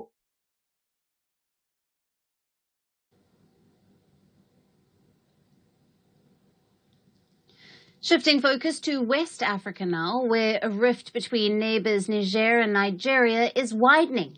In the latest, the junta-ruled Niger has accused Nigeria of colluding with foreign powers to destabilize its neighbour. Niger's junta has claimed that Nigeria is acting as a base for destabilizing actions and that Abuja was involved in a recent pipeline vandalism that Niamey suffered. Niger also summoned the Nigerian envoy over the latest allegations. Earlier this month, Niger-Benin oil pipeline was attacked in Niger's Dosso region. Niger had claimed that forces based in Nigeria had assisted the Lukarwara terrorist group that attacked the pipeline. Responding to Niger's charge, Nigeria refuted its involvement in the pipeline attack. Abuja said that the attackers were neither backed nor assisted by Nigerian authorities. Niger also accused its former colonial ruler France of complicity with Nigeria and said that its neighbor had offered refuge to some French officials. To this, the Nigerian government said that there were no French troops in the northern part of its territory. Its foreign ministry said that the allegations were unfounded and should be disregarded. Ties between these two West African neighbors have been strained since a 2023 military coup in Niger ousted the president Mohamed Bazoum. The Western pro-West regional organization, the ECOWAS, promptly imposed sanctions on Niger. Nigeria's President Bola Tinubu, who is the current chairman of the ECOWAS bloc, briefly considered a military intervention to restore the ousted President Bazoum, further stoking tensions. Gbogbo òyìnbó tó ń sọ kí n tó ń sọ ni pé nígbà tí wọ́n yọ president wọn tó ousted Tinubu náà ń gbógun lọ àwọn ẹni náà sọ pé tó bá gbógun wọn àwọn náà ń gbógun bọ̀ wá bẹ́ẹ̀ Tinubu sáré padà sẹ́yìn díẹ̀ náà wọ́n ní Tinubu ti lọ kó àwọn France wá tó wá tọwọ́ bọ pipeline àwọn tí wọ́n dẹ̀ fi support àwọn terrorists ẹgbọ́n kan tó sọ bẹ́ẹ̀ yẹn ṣé gọ́ọ̀mẹ̀ntì Nàìjíríà tún support terrorists ni what's going on?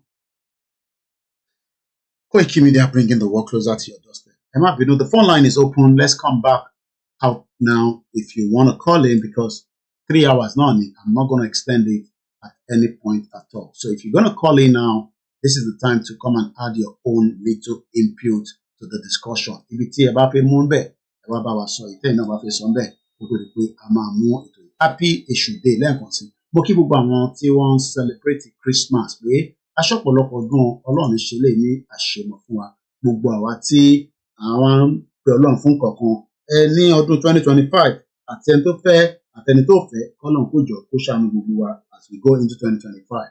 Mo kí gbogbo ẹ̀yin èèyàn wa tí ẹ ti darapọ̀ mọ́ wa nísìnyí a máa pè yín orúkọ yín ní méjì mẹ́ta bọ̀ tí ẹ̀yin náà bá ní ihun tí ẹ fẹ́ fi bá wa dá sétò náà nọ́mbà náà ni ó wà lójú fọ́nrán yín tá a pè ní +4474 044059117 gẹ́gẹ́ bí a ti mọ̀ lórí ìkànnì wa níbi pé Yorùbá nation làwa gbójúlé àgbójúlé kankan a mọ̀ pé Ọlọ́run ló ń rìnrìn àjò yìí kò dẹ̀ ní fi wá sílẹ̀ gbogbo ọ̀nà tí ó máa fi yé wa tá máa fi tètè kúrò ní Nàìjíríà lọ́lọ́run máa ṣe fún wa gbogbo àwọn tó wá fi dọwọ́ rú tí wọ́n ń fà sí ilẹ̀ tí wọ́n ń criticize tí ẹ pé bí a bá ń ṣe nǹkan àwọn máa mú mẹ́ta wálẹ̀ Yorùbá nation gbogbo wa lájọ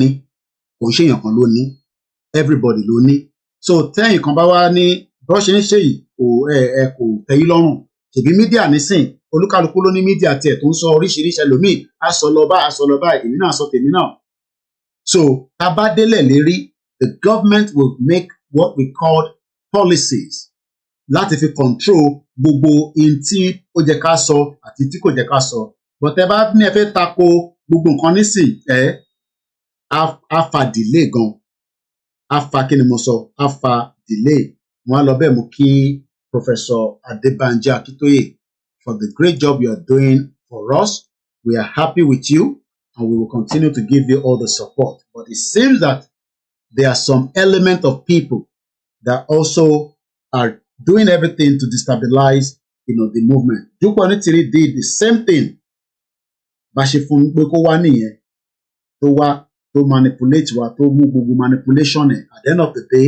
they are hang kò rí kankan ṣe láti April tọ́nà ti gba country kò sí currency kò sí passport kò sí government ṣèbí Somaliland látẹ̀gbọ́n nísìn àwọn ti ní government wọ́n ní currency wọ́n ní passport wọ́n ní sójà wọ́n ní ọlọ́pàá so gbogbo ilé náà la ṣe ń ran àwọn èèyàn wa lọ́wọ́ pé let us plan ahead to support our leaders in the movement and as we're winding down like I said at exactly 30 minutes from now which is 9:30 I will end this broadcast and then we will take a break for the next couple of days until we might be back again but gbogbo èèyàn tí ó bá ń gbọ́ wa ẹ má ká fi gbígbàdúrà sílẹ̀ yes we must continue to pray but we must not just pray and fold our hands we must also do whatever we need to do. Mo kí àwa Esther Olúṣeun wọn ní Yorùbá nation is fair no going back the devil is a liar the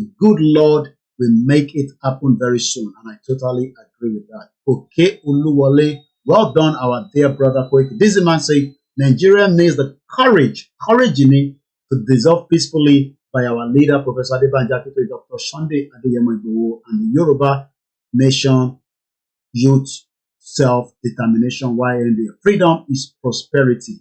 Molobe Muki, Mr. Shegun Kende, any Yoruba Nation now, not going back. Dennis, we should not listen to those negative people. They are being paid to destroy the agitation. I'm not doubt about it. Muki, Aziz Shakiru, Olakunle Muki, Benny, Owó ti hang sí Canada, or leave it like that. So we're in the big deep shit. Owó tó hang. Yawa Doris Akinagba, Northern Cyprus country only has UNDP. Mo bá grandma kan sọ̀rọ̀ ní àná, wọ́n ní kéèyàn kan pè mí, wọ́n fi nǹkan ránṣẹ́ sí wa. Mo wá ní privilege láti bá wọn sọ̀rọ̀. She came to this country in 1963. She returned back to Nigeria in 1969.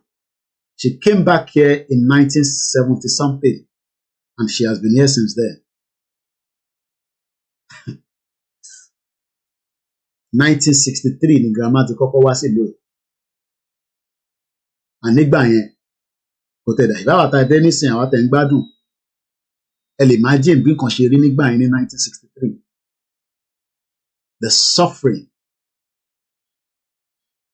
Mo tí ní time ní ẹ̀kí ti release the video náà ti Baba Prince Dapo tí a lọ gba ọ̀rọ̀ lẹ́nu wọn. We have been very busy, so kò jẹ́ kí n tí ráyè release video yẹn. Mo kí Ọlákúnlé, mo kí Mr. Bamidele Ali. Anyone who wants to destroy this movement, they will not be okay. Bẹ́ẹ̀ni, but they destroy us. Lọ́nà tí ìbá ṣe wà ní movement. Bí àwọn èèyàn mọ̀ pé, okay, mọ Bishop, pé Bishop, àti pé Bishop kò dá yín lóhùn. Bishop lè máa pè tó ní dá yín lóhùn. I met Bishop in 2021. Ọjọ́ mẹ́ta ló ṣe pẹ̀lú bàbá olóyè. Ẹni tí spirit ọba dá olóyè ní ilé kó dúró kó sùn sínú ilé. Tí spirit ọba dá olóyè máa wọ́gbọ́n sọ pé bí a kẹ lọ náà kẹ padà wá.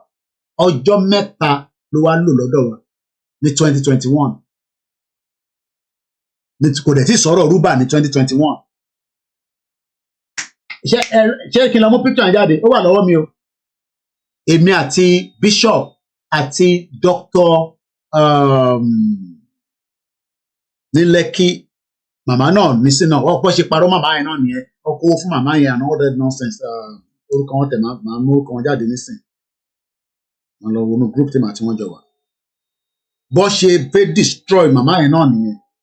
Àwa tí a gbé movement dání bẹ̀ ṣe fẹ́ ní gbọ́ sí yín lẹ́nu ni because ẹlòmíì ò ní kankan tó fi offer.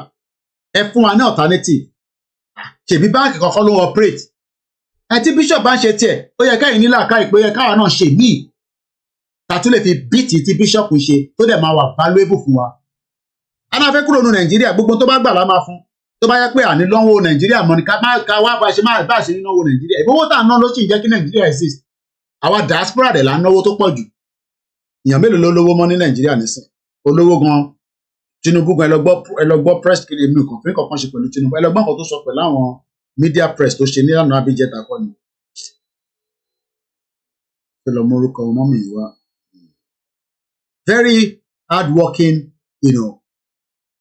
ìyá náà àjọ wà nínú movement yìí láti 2021 ọ̀rọ̀ rúbọ̀ ti jáde.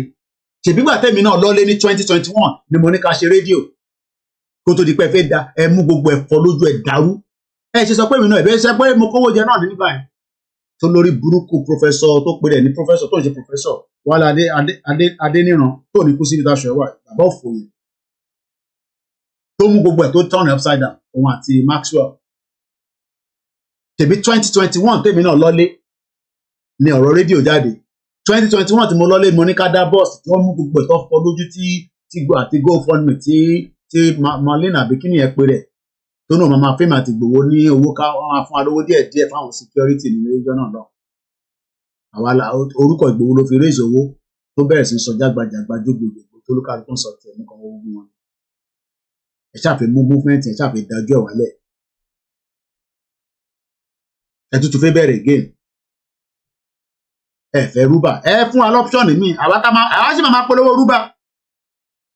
tí bishop bá sá lọ àfi sórí Interpol tó bá ti sá lọ àfi sórí Interpol pé àwọn arákùnrin yìí kò lè ní ibikíbi tó bá wà ìbára mú jáde. Jàgbàjàgbà jògbòjògbò ní àkàn wá bẹ́ẹ̀ pè mí á pè máa fún ní sí burúkú ni ẹ fẹ́ múṣẹ bàbá Akíntóyè ẹ fẹ́ dá wálẹ̀. Mo ní àwa máa support YSDM torí bàbá Akíntóyè ní chairman bó ṣe gbogbo ẹ̀yin tẹ́ wà níbẹ̀ lẹ fi ṣe dìní fún àbẹ́fẹ́ dáwọ́rú ṣé ilẹ̀ ṣé wọ́n ṣe dáwọ́rú ni ṣé gbà tí wọ́n ṣe Yorùbá World Congress wọ́n dáwọ́rú Tajudeen Rahim olórí burúkú bọ́n bá ṣàtúnṣe náà lòún wá sí Yorùbá ní tukọ̀ ní kó síbi táṣọ wa ibo ló wà ní sin olóṣì tó support Tinubu Tajudeen Rahim ibo ló wà ní sin olórí burúkú rẹ̀ níbo ló wà ní sin mo kí Ajari Abdullahi níbo ni Tajudeen wà Tajudeen Rahim ẹ ti gbàgbé ẹ̀ òun àti òkè bí ọ̀run kò sí àti Sister Bukky àwọn lọ́lọ́ fọ́ port níwájú parliament níjọ́ náà lọ́hùn àṣọ ṣe máa tẹ̀lé Tinubu lọ níbo ló wà nísìn ẹni ẹ̀ mọ̀ bíṣọ̀pù rẹ̀ ẹ lọ Nàìjíríà náà kẹ lọ bá bíṣọ̀pù náà kẹ bá ṣe mítìn àbí kẹ fi pàdé sí Benin Republic ẹ fi pàdé sí Benin Republic náà kẹ lọ bá bí kẹ lọ bá bẹ̀ ó kò létí data àwọn ọmọ Yorùbá ara tó ń sọ fún yín tó ń sọ fún yín ó wà pé fóònù mi mo fi ń ṣe mo rẹ̀ fi ẹ́ẹ̀dì Twitter yẹn mẹ́sẹ̀gì ń bá kà fún yín sẹ́ni nọ́sẹ̀nsì ni ẹ wojú èmi dáadáa o kò wojú ṣe rárá o bàbá Akíntóyè àti Ìgbòho lèmi ṣiṣẹ́ fún gbogbo àwọn pápọ̀ akàn support YSDM kankan yẹn torí pé bàbá Akíntóyè tó wà involve ni o torí bàbá Akíntóyè tó wà involve ni o.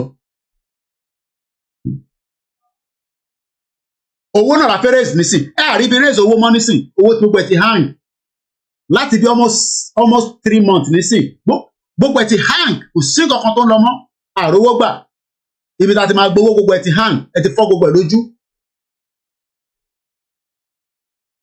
Báwo la ṣe fẹ́ raise owó nígbà tí níbi tí a ti fẹ́ gbowó gan ibi ilé iṣẹ́ tó máa fi owó sí ó ti hang níbi tó máa fowó sí ó ti hang ṣébi tó bá hang yẹn àwọn tó fẹ́ dá àwọn yẹn fẹ́ dáwó ìyá kan sì pè mí lẹ́nìí Koiki kí ló ń ṣẹlẹ̀ a fẹ́ dáwó àríbi dáwó sí ọ̀tọ̀ lówó táwa náà kọ́ fún àwa owó tó máa dá sínú movement à ń sọ nísìn ọ̀ríbi dá sí.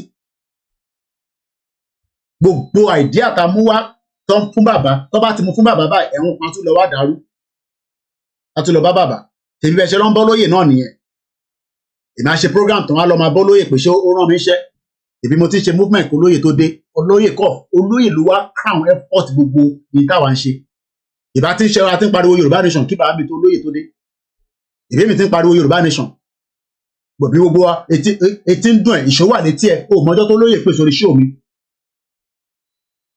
ìbí mo ti ń sọ Yorùbá nation kí bàbá olóyè tó dé olóyè ló kọ wa crown effort yẹn ni torí bàbá àbá máa pariwo dọ́là without òun kò lè possible ó wá crown effort wa ó crown effort bàbá Akíntóyè akíkanjú ọmọ Yorùbá ẹ fẹ́ mú rìn àjò fẹ́ bàjẹ́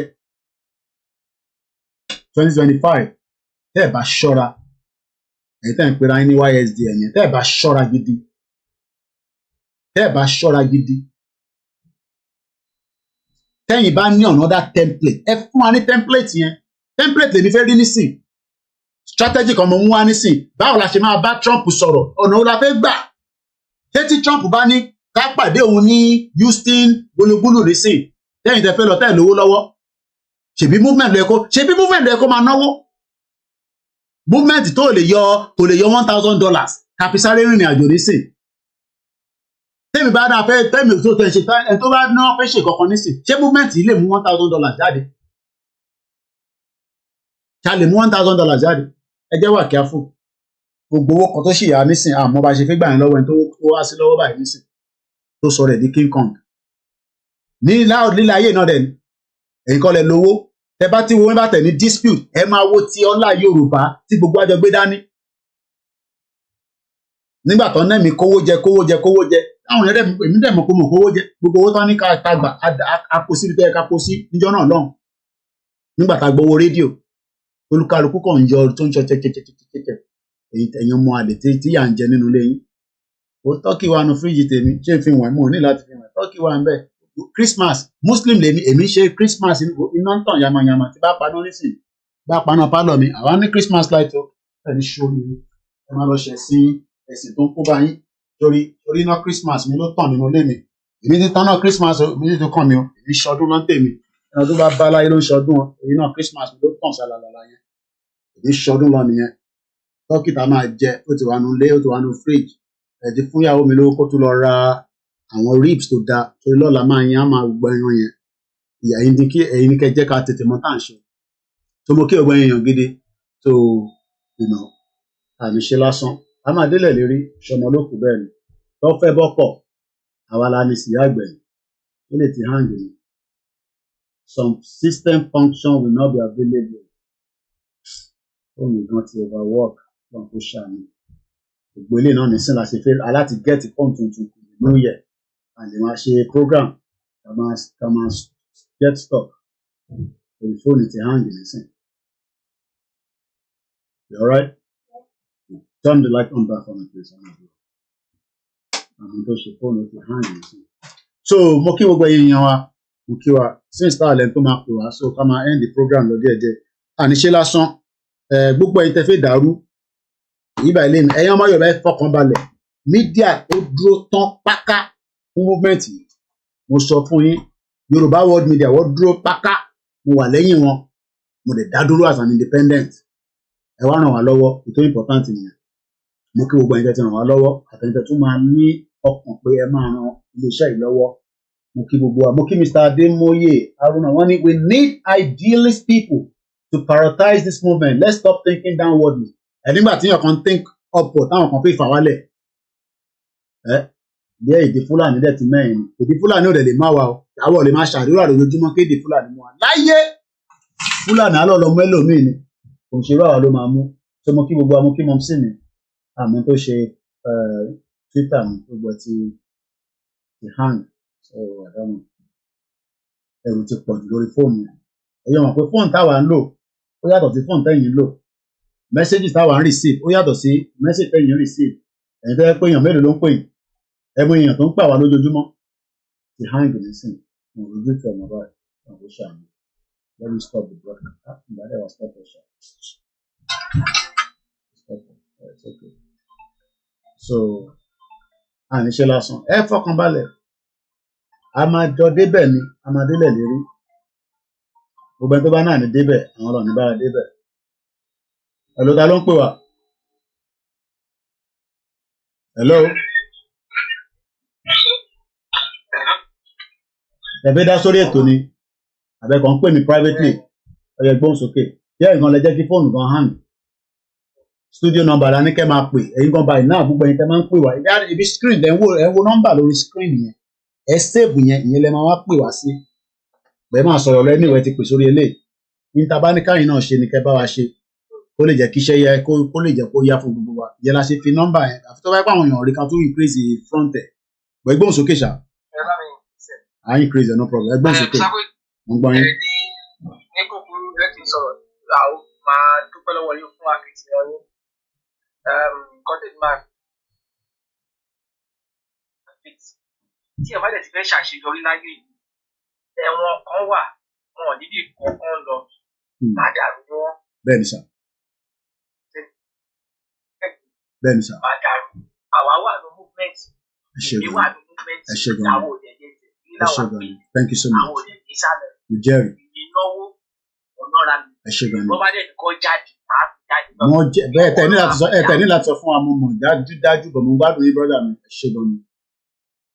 ṣe rí tó bá tàkókò tí bí iṣẹ́ yìí Tinubu ló tún ti kọ́ ọ security mi jọ yẹn kó máa ṣe gbogbo ẹgbẹ́ tó bá tàkókò. wàhálà ẹ̀jẹ̀ kọ́ máa play game lọ àwa la máa rẹ̀ tẹ̀ yàgbẹ́. lágbára Ọlọ́run lágbára Ọlọ́run lágbára Ọlọ́run. ṣe rí bíbélì oníláàárín àwọn èèyàn mi àwọn èèyàn ìka wà bẹ́ẹ̀. oh yes. mo ṣe gbogbo èèyàn lọ tó tọkàntọkàn àwọn kan wà position lọ wá lọ́dọ̀ bàtí ní position wọn kúrò bẹ́ẹ̀ ni. àwọn kan lè wà pé wọ́n fẹ́ invest ní pé ètí bá gbówó ilẹ̀ ilẹ̀ máa fún mi tá a bá gbà tán. àwọn èèyàn ò sí lára wọn bẹ́ẹ̀ àwọn èèyàn ò sí lára wọn. lókè gbọ́n tẹ́wà lókè ògùn. mo ń gbádùn yín brọ́dà mi. distracted Njọ́ fi ṣe nìyẹn ó tún fẹ́ jẹ́ ká wọnú 2025 ká tún máa wà distracted àwọn ọ̀dẹ̀ ní wà distracted ìtì máa sọ mo ti sọ yẹn mo ti fẹ́ ìtì máa mú kọ̀wé káwọn ọmọ Yorùbá mọ bó ṣe ń lọ náà ni iye mi. Jerry ẹ máa bọ ìsàpè kìí ṣe fẹ́ kò tọrọ. mo gbọ́ yín sà. Ẹ máa bọ anybody ẹni bá ti ẹ pariwo ẹ̀ síta kọ́ṣẹ́ ìsìn wọn ayé mọ̀ wọ́n ẹ máa bọ̀ wọ́n ìtàbọ̀ oní. bó ṣe fi tẹ̀ kó bá wa náà nìyẹn bẹ́ẹ̀ ni.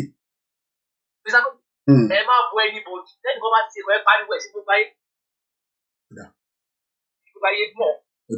Ṣé bá ti ṣe tá bá ti ṣe bí ṣẹ́ta mẹ́rin tá ti lóde anybody ò ní wá mọ́ àwọn òbí tó lè kó bá ti ṣe máa pariwo ẹ̀. bó jẹ́ àwa 1000 ló bá kù àwa 1000 yẹn ká dúró dáadáa. Àwọn tó bá fẹ́ ti gbogbo jẹ́ẹ̀s. Sọ́wọ́dì ẹ máa bọ anybody ẹni bàbá tí ó fẹ́ máa ṣe ọ̀rọ̀ àbòsí ó fẹ́ máa ṣe kíkọ́ ẹ pariwo ẹ̀ sẹ́ pé lágbájá o. Bẹ́ẹ̀ni. Oníkálùkù àwọn àsòwò àgbẹ̀jẹ̀mọ́wọ́. Okay. Ẹ ṣe gan-an.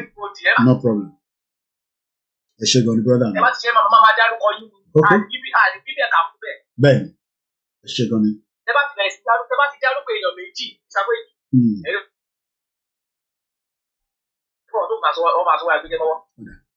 Thank you so much. Ẹ kọ́ máa ní ṣáàtì o. So that ṣètò ẹ máa bọ anybody tó bá ti rí tó ń ṣe ohun ọ̀dà ẹ pariwo ẹ̀ síta. Oníṣìí ló padà ṣẹlẹ̀ yà ní sí. Ìgboro ti fẹ́ níyì. Òun gan sá káàkiri báyìí ni ó ń daṣọ bojú káàkiri ni kò lè dárìn. Ibikíbi tó bá wà kò lè dárìn olórí burúkú wọn bá sà. Mo kí Àṣàkẹ́ TV ṣòwò akínà àgbọ́yé bàbá mi no problem ẹ ṣé gan ni. Thank you so much. Ẹ ṣé gan ni. Thank you so much. Ọmọ Ogun State tó tẹ̀ ń fẹ́ àwa máa gbadé lẹ̀ ní Ogun State. No retreat no surrender. Ẹ ṣé gan ni. Ẹ bá ń kí àbálòkọ ló dà fẹ́ bá àwọn èèyàn lé. Ẹ ṣé gan ni wọ́n lọ. Ó dà no problem no problem ẹ ṣé gan ni. Lágbájá bóyá ẹgbàá ìfẹ́ ṣe dárúkọ ẹ̀ bá fún ọ. Mr. Alágbájá gbàgbà alábòsùn yẹn. Kó wá sọ̀rọ̀ kó wá dìbò ọ̀kẹ́ náà. Àwọn náà jáde ẹ ṣé gan ni sir. Thank you so much. Ẹ ṣé gan ni. Mo kí Àṣàkẹ́ TV show mo kí Azeez Shakiru mo kí bàbá mi mo kí Adeleke gbogbo àwọn òkè Ògùn bàbá Prophet Adébáyọ̀ wọ́n ní kẹ́ múra yín dáadáa o wọ́n ní tá bá máa gba Yorùbá nation ibẹ̀ yẹn gangan ni a gbọ́dọ̀ tidy up dáadáa òkè Ògùn yẹn ẹ má rí mo lè extend the program yìí tàbá ara àwọn tó bá ń pè whatever ti pè kò sí nǹkan tí mo tó fẹ́ sọ nǹkan tí mo lè máa repeat ara mi program tó fi wá ṣe gangan mo ti analyze ẹ̀ dáadáa ó tẹ́ mi lọ́rùn ó dẹ̀ ti yá àwọn ọ̀jọ̀gbọ́n so bó ṣe jẹ́ nìyẹn ṣe fẹ́ dá sí program ni sir. Ẹ kálẹ́ ṣe fẹ́ dá sórí program ni sir àkópalẹ̀ mọ́ ọdún lọ́la ẹ fẹ́ dá sí program nìkan mo wà lórí ètò. Ẹ fẹ́ dá sí program ni. Ó yá gbọ́n sókè ní kí à ń gbọ́ yín àwọn èèyàn náà wọ̀n rí nọ́mbà yẹn dáadáa ṣé nọ́mbà yóò clear tó ni bí a ká tún wá bá ṣe máa change colour yẹn ẹ gbọ́n sókè sir. Àwọn èèyàn dẹ̀ dáhùn rí ó wà òkè kó má fi lọ tóbi jù náà nà akọ̀kọ̀ bá gbé screen yẹn ẹ gbọ́dọ̀ máa rójú mi dáadáa wọ́n ní ojú lọ́rọ̀ wà mo gbọ́ yín sir. Mo kí àwa Táíwò kíkẹ́. Àti àwọn èèyàn wa sí nǹkan kan. Wọ́n gbọ́ yín sir. Mo dá sí prógámù kan táwọn kan ṣe ní TikTok ní last week. Okay. So mo dẹ̀ rí pé tọ́pìkì tí wọ́n ń treat níbẹ̀ òun ni pé bóyá Nàìjíríà something bẹ́ẹ̀ yẹ wọ́n try láti sọ̀rọ̀ nípa Nàìjíríà báwo ló ṣe lè work. Lágbo mélòó. Òmí wọ́n try láti gbọ́ mi so pé kán gbàgbé nípa Nàìjíríà ọjọ́ ní gbogbo anybody tó wà nínú bíbá yìí. That is work for Yorùbá nation to stand. So but nígbà mo sọ̀rọ̀ wọ oríṣiríṣi gbogbo nǹkan pé àwọn irú wa tí wọ́n bí àwọn bàbá yẹn sọ pé ó máa dá náà ni wọ́n sọ kó dáa tó fi wá lè síbẹ̀.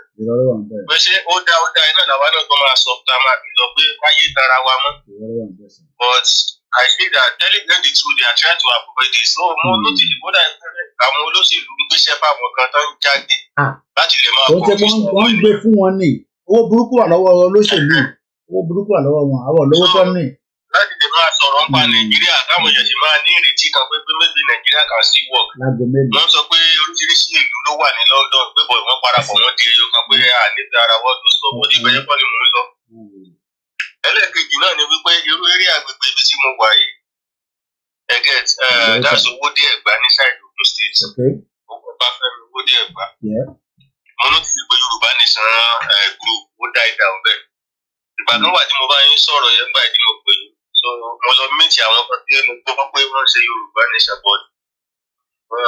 Ìbẹ̀rù ò jẹ́ kí wọ́n lè gbójú jáde mọ́. So ní kálukú ti fọ́nká.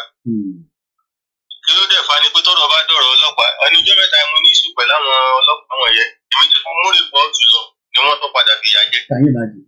So bẹ́ẹ̀ that's Nigeria. Mo ẹnìkan jí fóònù mo lọ rìpọ́ọ̀tù ọ̀dọ̀ sí àdẹ́dọ̀gbìdì fóònù àlùkò ló sọnù ọlọ́pàá ló sọ pé kí n lọ fi ra tuntun padà. Evidence pé fóònù sọnù pé ní yẹn ò lè prove pẹ̀. So ẹ mọ̀ receipt nǹkan kò sí receipt mi dẹ̀ lọ ra fóònù tuntun pẹ̀lú receipt ìfẹ́ni tí ẹ mọ̀. So èmi náà mo ń try láti confuse àwọn èèyàn nípa Yorùbá Nation or something like that but àwọn so scared téèyàn bá tó ń gbé sí àwọn nǹkan kan tí àwọn olóṣèlú bẹ̀rẹ̀ máa fi yà jẹ èèyàn kò sẹ́ni tó fẹ́ gba èèyàn lẹ́ta ni mo fẹ́ gbé. Ṣé mọ̀ eré àbíta wà ó sò dáadáa mo fẹ́ kọ́ ọmọ Yorùbá kan jọ kí wọ́n fi ẹ̀mí àti ara kí wọ́n jẹ́ ká fi ja ìjàngbara yẹn so that ìyà wa tí ìyà ń gbèrò yìí á lè bọ́ lọ́wọ́ ìyà ìjọba. Mẹ̀kúnnù ń sọ́fà o. Ọjọ́ àwọn tó ń ṣe tó bá ti ṣe nǹkan tí yóò dá ẹgbẹ́ wọn síta. Then àwọn tó ń ṣe ká má jẹ́ kó rẹ̀ wọ́n Yorùbá Nation máa dúró ó pẹ́ ó yá. Yeah, fight to finish. And don't bear account number. No, I'll screen here. Fight to finish. No retreat, no surrender. No retreat, no surrender. Wow. Ọlọ́run fọwọ́ sí ọ̀nà bá rẹ̀ tó sì sọ̀rọ̀ nípa Nàìjíríà fún onífẹ̀ẹ́ Nàìjíríà Ọlọ́run jù bá Nàìjíríà lọ. Lágbo mélòó Nàìjíríà fún ọ̀kan Nàìjíríà ti tán. Ẹ ṣé gan ni. Thank you so much. Ẹ ṣé gan ni.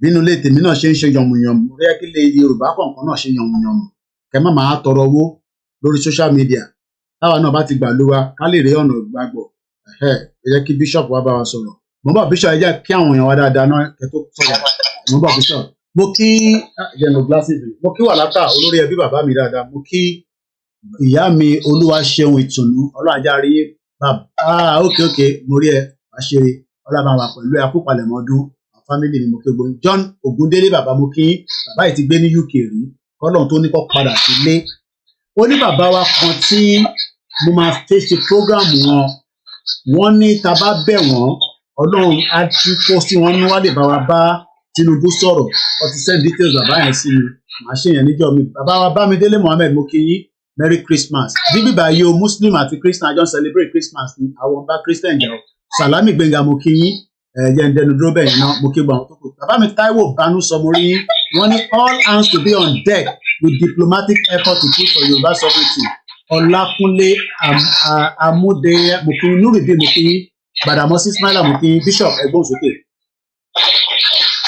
Ẹ ṣe púpọ̀ mo dúpẹ́ lọ́wọ́ yín fún àwọn ọ̀rọ̀ tí ẹ sọ àtàwọn àlàyé tí ẹ ṣe fáwọn èèyàn. Now, a ní àwọn ọ̀pọ̀lọpọ̀ tó jẹ́ ọ̀tá Yorùbá gangan nínú Yorùbá Nation movement. Àní ipò ni wọ́n dù, ipò ni wọ́n dù. And ó jẹ́ kí àwọn tó jẹ́ òṣìṣẹ́, àwọn tó nífẹ̀ẹ́ Yorùbá gangan láti ṣiṣẹ́ fún Yorùbá kọ́ máa sá sẹ́yìn. Ilé dẹ̀ jẹ́ ìfàsẹ́yìn fún iṣẹ́ bàbá Akintoye. Bàbá gan is fed up of all these things. Now, ṣe mọ̀ wípé sáìtì wa now wọ́n lọ sí wọ́n san fún IT person ó lọ sí orí I'm talking about RBE virtual bank sáìtì wa gangan wọ́n lọ gẹ́ẹ̀tì domain kìíní address wọ́n dẹ̀ lọ make erroneous reports about our site. So mo ti sọ fún IT máa wà náà kó máa report kó wọ́n ti ń dá wọn lóhùn wọ́n ti ń sọ gbogbo ẹ̀ fún wọn wọ́n send àwọn document registration kìíní wa fún wọn but mo sọ fún IT yẹn we can't continue with that they give us 48 hours mo ní kó put site yẹn down kó change address wa a new one so àwọn èèyàn wa tó ń lo RBE virtual bank ó ṣe ìṣiṣẹ́ o we see ó ṣe ìṣiṣẹ́ o but immediately tomorrow morning new address wa bá ti ready a máa switch so that site will not work again. Tó bá ti log tí o bá ti ṣiṣẹ́ pé customer care wa a máa fún ẹ ní new site wa tó ń ṣiṣẹ́ dáadọ́. Gbogbo àwọn tó ń ṣe ibi kọ́ máa ṣe lọ. Ọlọ́run ó jẹ́ Ọlọ́run ẹ̀san. Èmi mọ̀ pé àwọn míì wọ́n máa gbé wọn dìgbàdìgbà láti diaspora wálé ni tó ń ṣe wọ́n wọn ò ní mọ̀. Nítorí pé kò sí mo jẹ́ mọ ohun tí mo lè sọ wípé ta ló máa náwó mọ Bishop Adesina. ọmọ. Tanẹni north tó máa náwó mọ ìwọ náà mọ Bishop Adesina ta ló mọ̀ ẹ́. Ta ló mọ̀ ẹ́ níbi ìjà kò sẹ́ni tó mọ̀ ibi ìbàyè àríra wa amọ́ra wa. Rálì làwọn ẹlòmíì láti lójú àwọn ẹlòmíì yọ bídíà. Ta ló mọ̀ ẹ́ kí ló ń ṣe fún Yorùbá? Ṣé àwọn tó ń bá bàbá Akintoye ṣiṣẹ́ ní ọ́fíìsì wọn níbẹ̀ nẹ̀? Ṣé o mọ̀ wọ́n? Ṣé o lè mọ̀ wọ́n? Ṣé o dá ojú wọn mọ̀? Báwo ló ṣe máa jókòó síbi kan tó máa rò wípé àwọn tó wà ní other place wọn láti mọ gbogbo wọn? Because you always come to social media àbí òṣèké àbí mi ò mọ nǹkan tí mo lè sọ but gbogbo kìíní yẹn bàbá náà ti wà wẹ̀ and wọn ò lè máa búlì bàbá yẹn wọn ò lè máa búlì wọn nǹkan táwa ṣe we will continue to do it and I know pé wọ́n ti ń gbé ìgbésẹ̀ àwọn tó ń dọwọ́ rú láàrin wọn Ọlọ́run ló tú àṣírí wọn táwọn èèyàn wa kọ́ máa bẹ̀rù kọ́ máa fòyà we stand firm and Yoruba nation is achievable and we will achieve it. Wọn kì í gba orílẹ̀-èdè automatically. Our people need to come up and understand. Look at Somaliland. Ó ti pẹ́pẹ́ ti wà bẹ́ẹ̀ yẹn o. 1991, 33 years ago. Wọ́n wait. Kọ́ ní currency wọn. Wọ́n wait. Kọ́ ní passport wọn. Wọ́n wait. Gbogbo institution wọn. Wọ́n wait. Wọ́n túbọ̀ wọn. Kọ́ rí pé wọ́n stand. Now they can now talk of giving them independence. Ẹ fẹ́ gba independence orílẹ̀-èdè Yorùbá in this state tó jẹ́ pé ẹ ní anything. Àwọn èèyàn Yorùbá tó tún ní intellectual and this is coming up doing something for Yorùbá. Àwọn wèrè kan fà sẹ́yìn àrà ló máa sọ parí. Mo ti sọ ọmọ ní Yorùbá ló máa bá Yorùbá jà ká má fi bọ̀ òmìnira. Wípé ẹ̀yin kan ẹ dúró síbì kan. Ẹ̀dùn àjẹmọ̀ ní nílé ààbò kò sẹ́ tó mọ̀ yìí nílé. Ẹ wá ní pé ẹ̀yẹ ẹ̀jẹ̀ bá kan. Wọ́n máa gbé yín dìgbàdìgbà wálé wá tírìtì ni. Ẹ̀rẹ̀ ní bọ́ọ̀bẹ̀. Mo ti sọ èmi ò ń ṣe bíṣọ̀bù Catholic, mo ń ṣe bíṣọ̀bù Anglican.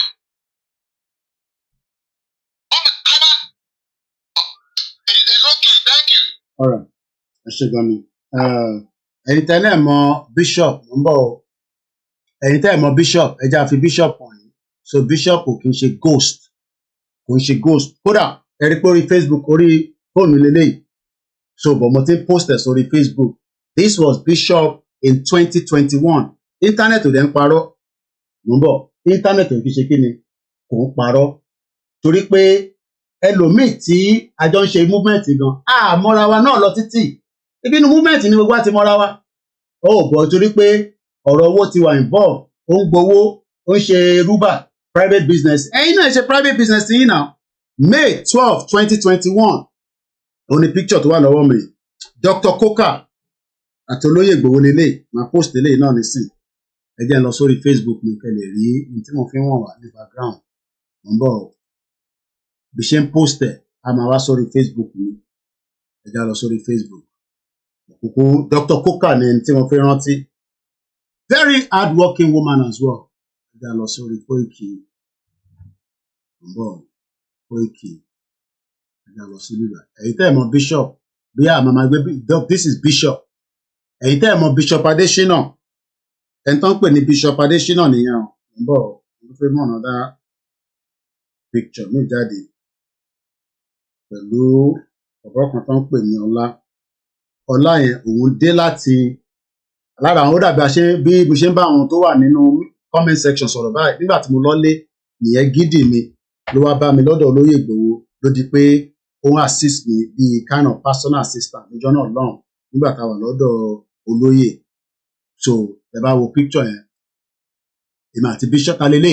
This was May around Easter time ní 2021 Easter, but picture yìí orí fóònù mi ó ń show pé May, but Easter ni Bishop wá sí. Ẹ bá dẹ̀ wo another picture tí màá tún post. Èyí tẹ́ ẹ mọ̀ Bishop bí a kẹ́ screenshot orúkọ screenshot ojú wọn. Ẹni tẹ́ ń bá ṣe òwò lélẹ̀ wọ́n ní orúkọ ẹ̀ kò wà registered sínú business tó ń ṣe, kò sẹ́ni tó mọ̀, kò sẹ́ni tó ṣe gbá, kò sẹ́ni tó ṣàwo, òkú asùn, ìkọ́ ọbẹ̀. Ẹ̀yin ò rẹ̀ fún àwọn ọmọ Yorùbá ní alternative. Ẹ fún wa alternative so that kí challenge lè wà, so that èyí tí Bishop bá tẹ̀ ń ṣe concept tó bá ṣe dáadáa, so that a lè ní alternative. That is Bishop there. Tinubu kọ́ la fẹ́ rí. Mo ń bọ̀, mo ti post another one. Ẹ jẹ́ ká refresh. Because ẹlòmíà kọ́ jókòó ẹ̀ ṣàfihàn mú kan. Yẹ̀rì Bishop lélẹ̀. This was May, Olayomi Koiki with Bishop Adesina on the topic Yoruba raised from the tribe of Isa. Òun lẹ́rìí yo, èmi àti Bishop nìyẹn o. Torí ẹ sọ, and Ruba ò dẹ̀ tí jáde rárá. Kódà mo rò pé Bishop bá mi sọ̀rọ̀ Ruba nígbà tó wáyé. Mo rò pé a sọ̀rọ̀ dé Ruba. Mo rò pé a sọ̀rọ̀ dé Ruba. Kódà àwọn kan tún confirm pé Bishop gan Máyégún ti gbé wọn wá sórí iṣu ẹ̀rì. Bóyá ọ̀dẹ̀ máa ń lọ sọ́dọ̀ Máyégún ni. Kódà a sọ̀rọ̀ débi Ruba. But ẹ tó bá ní expert in different field, he can do a lot. Tí bá dẹ̀ lọ wá fídíò ìjáde nísìn May 2021 ta ṣe Easter time lọ wá ṣàfihàn tó bá lè sọ ìgbà tí Easter jẹ́ ní Mokega Olóyèdè, ìgbà tí Easter jẹ́ ní 2021 ṣé March náà ní anywhere. So I don't understand why we want to put something down. Àwọn ọ̀tẹ̀ ṣe èmi àti Ọlání ilé náà Dubai ló wà. Nígbà tí mo délé ló wá bá mi, mo dẹ̀ náà dájọ́ jókòó kájọ máa fà á lọ. Ẹran tí pọ́n gbóhùn gan òun náà tẹ̀lé sọ́tẹ̀ gbóhùn òun náà tẹ̀lé wọn lọ. Sọ́tẹ̀ mú òun ṣá nígbà yẹn ṣá, mo rò pé mú òun. Can't remember now. Tó tẹ̀lé wọn lọ sí Àbújá. A kú tẹ̀lé wọn lọ sí Àbújá wọn rántí mọ́. Kẹ̀rí pé mi nìyẹn. Ìyá wa Dr. Coca ló ń jẹ́. Tí bá rí group yẹn nísìnyí máa dá wọn mọ̀ nínú group nísìnyí. Ìyá yìí náà nísìnyí gbogbo Lekki axis yẹn àwọn ló ń bá wa ṣe gbogbo wàhálà níbẹ̀. Mo fẹ́ mú orúkọ wọn jáde. Dr. Glory Ìbẹ̀jú Lekki àwọn ní number 1. Àwa mú movement à ń tò ẹ̀yin kan fẹ́ dàrú. Ẹ nítorí pé ẹ ti ní bírèdì díẹ̀ kékeré kan. Wo ẹ jẹ́ lọ ṣe díẹ̀díẹ̀. Dr. Glory òun lè rí yẹn. And maybe ẹ lè rò pé ṣe rí pé olóyè nìyẹn pẹ̀lú Dr. Glory. Ṣe rí pé the same tó bá ti dé bẹ́ẹ̀ ẹ rí pé olóyè ṣe jí gan tẹ bá wojú olóyè nínú picture yìí. Tẹ bá wojú ẹ rí pé ẹni tó ṣe sùn tó ṣe jí ni. So táwọn èèyàn bá ti wá nígbà yẹn I am always the one. Ṣe rí pé the same picture ni. Ṣe rí pé picture yẹn náà ní ibele. Ṣe rí pé background ilé olóyè nìyẹn èyí tẹ bá ti wá sílé yẹn rí. This was 2021 o. 2021. Táwa tẹ̀ ti rò pé nígbà yẹn pé tó wà máa ṣẹlẹ̀ ní kó ṣẹlẹ̀. But wọ́n ní gbogbo nǹkan ló ní time ló lásìkò. Ṣe rí pé the same picture the same aṣọ tíyà ìwọ̀ òun náà lélẹ̀. Because nígbà tó dé èmi mo lọ attend sí wọn kó tó di pé olóyè wá jáde wá bá wa. Gbogbo walkie-talkie tẹ́ra fún wa gbà yẹn gbogbo ẹ̀ náà la ṣe gbogbo ẹ̀. Mo dẹ̀ kí chief mamilẹ̀ Yorùbá pé wọ́n kú iṣẹ́ takuntakun. Ẹ bá mi send the picture tó bá wà lọ́wọ́ yín backend team ẹ bá ń send ẹ̀ wá sí àbíkẹ́ ẹ lè post ẹ̀ sórí Facebook. Màá pick ẹ̀ ó rà ẹ̀ pé máa send ẹ̀ sí mi ni. So so káyọ̀ kan máa sọ nínú káwa máa sọ nísìnyí pé this and that. Ẹ má ká ṣe bẹ́ẹ̀ now. If there's other ways that we can do it, ká ṣe now. Ẹ̀yin náà mú other ways wá. Ẹ mú other ways wá. Kò ṣe pé ẹ wá ń sọ this and that. So you don't know Bishop? gbogbo ẹ̀ tẹ́ ẹ̀ mọ bishop pé bí ojú ẹ̀ ọmọ tẹ́ ẹ̀ ń bá sọ̀rọ̀ òun lélẹ̀ bishop Adésínà lẹ́yìn ojú ẹ̀ lélẹ̀ just like bẹ́ẹ̀ ṣe ìbí àwọn kan mọ̀ mí náà tẹ́lẹ̀ náà ìbí movement náà ló jẹ́ kẹ́ mọ̀ mí àwọn tó dẹ̀ mọ̀ mí tẹ́lẹ̀. ń ṣe Tinubu la fẹ́rẹ̀ sí àfẹ́fẹ́ Tinubu ṣe. So this is just to clarify things there. Kò dẹ̀ ṣe photoshop lélẹ́yìn kò ń ṣe kíní o mo lè lọ mú fídíò jáde o bí wọn àti bishop ti ṣe interview yẹn o àlọ́mú jáde nísìn ó dà pé àwọn tíìmù rẹ̀ ṣì ń bá mi tú wá àwọn ọ̀nà dá wọn mo ń bẹ jẹ́ kí n lọ mú interview tèmi àti bishop ṣe yẹn wá kí ló dé tá à ń wo Tinubu látàn kan láwé kí Tinubu ṣe jàre mo ń bọ̀ ẹ jẹ́ kí n lọ bí a máa rí fídíò yìí mo mọ̀ bí a topic tí mo lò yẹn nígbà yẹn so I don't understand wọ́n gba data ọmọ Yorùbá wọ́n ṣe this wọ́n ṣe that Bishop Adéyẹmọ Bishop ẹ pé kí n tó lọ́lé nígbà yẹn many conversation lájọ ní tí mo rẹ̀ pé àti bá wálé o kódà àwọn kan ìbílẹ̀ pé máa wálé pé yẹn sì ń wálé ilé ọmọ kí n bá baba lẹ́rù mi Yoruba race mo mọ̀ bí a topical lónìí ẹ̀bọ̀ mo fẹ́ wá jáde from the tribe of bí ẹ rò pé how many years ago was this mo ti rí image tí mo wà ẹ jẹ́ ká lọ wo fídíò yẹn ẹ̀yin tẹ́ ẹ̀ mọ̀ bishop ní o ẹ̀yin tẹ́ ẹ̀ mọ̀ bishop ẹ máa rí bishop ní sí yẹn o bishop nìyẹn o. ẹ ti darapọ̀ mọ́ wa pé ẹ káàsán ẹ káàárọ̀ ẹ kúrọ̀lẹ́. ibi tí ẹ ti láǹfààní àti máa gbọ́ wa orúkọ tèmi ni Ọláyọmí Koiki tí gbogbo yín mọ̀ sí koikimedia atútù dé báyìí o gẹ́gẹ́ bí ibi tá a bá ń sọ pé Yorùbá nation kí ló ń pè bẹ́ẹ̀ lẹ́nìí a fẹ́ sọ̀rọ̀ lórí Yoruba raised from the tribe of Isiaka by Bishop Adeyemo Adesina. ẹni sùúrù kódà èmi ò ní team tó dáa Koikimedia team wọ́n ń ṣiṣẹ́ takuntakun ń bọ̀ iṣẹ́ takuntakun ń bọ̀ at least àwa sì lè vow fún bishop wọ́n gba details ọmọ Yorùbá tó bá jẹ́ pé yẹn ni ẹ pé wọ́n kájọ yanjú ẹ̀ táwọn tá máa ṣe kò ṣe pé a fi á bíríngì èèyàn kan dáhùn pé kinní kan èyí ní kẹlẹ fún wa ní template mi so mò ń bọ̀ ẹ máa ráhùn picture yẹn nísìn ẹ ṣàfún mi ní few seconds ń bọ̀ o chief ìdíbàjẹ́ fún ẹ bákẹ́ǹtì ni ń bọ̀ ní ìyẹn ẹ má bínú o mo fẹ́ rí fi write up sí ni kí tó post ẹ̀. sódà bóyá bishop 2021 yẹn ó ti wá yàtọ̀ àìmọye àwọn tó tájọ bẹ̀rẹ̀ gan tó yẹ pé ta fún ní gbogbo nǹkan ju kíní gan lọ sẹ ká má fi máa bọ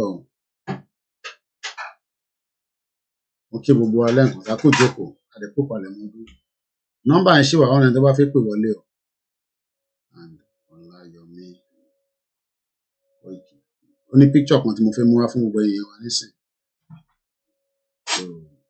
ẹ rò pé àwa ń ṣeré pẹ̀lú Yorùbá nation lágbé dání life and death ní kan tá gbé dání life and death so àwọn ò fi ṣeré o so tẹ́yìn kan bá sọ de eré ń bọ̀ ẹ jẹ́ ká tún lọ wo àwọn picture tí mo ṣe upload bí a torí pé ẹ̀rọ àwọn picture yẹn rí tẹ́lẹ̀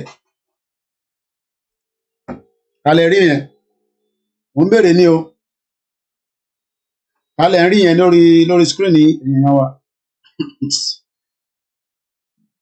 bíyàn kankan tẹ̀ ní ṣé endorse ṣé Ìgbòho náà á tún endorse ẹni tó mọ̀ ń pẹ̀ ẹjọ́ torí Ọlọ́run yẹn wa má bá ń ta gbé dání jẹ́ o má bàjẹ́ rárá tí rúbà bá work ẹ fún wa ní nǹkan míì ẹ dẹ̀ gbọ́dọ̀ fún wa ní nǹkan míì ká tó stop rúbà bẹ́ẹ̀ fún wa ní nǹkan míì rúbà ṣì ń ṣiṣẹ́ lọ èyí lẹ máa fún wa ní nǹkan míì bẹ́ẹ̀ bá fún wa ní nǹkan míì rúbà ṣì ń ṣiṣẹ́ lọ yẹ mo ti rí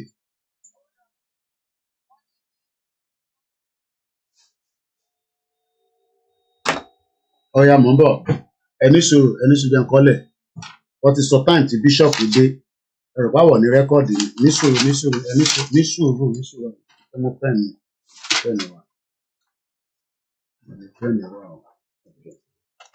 wọ́n dé nígbà wo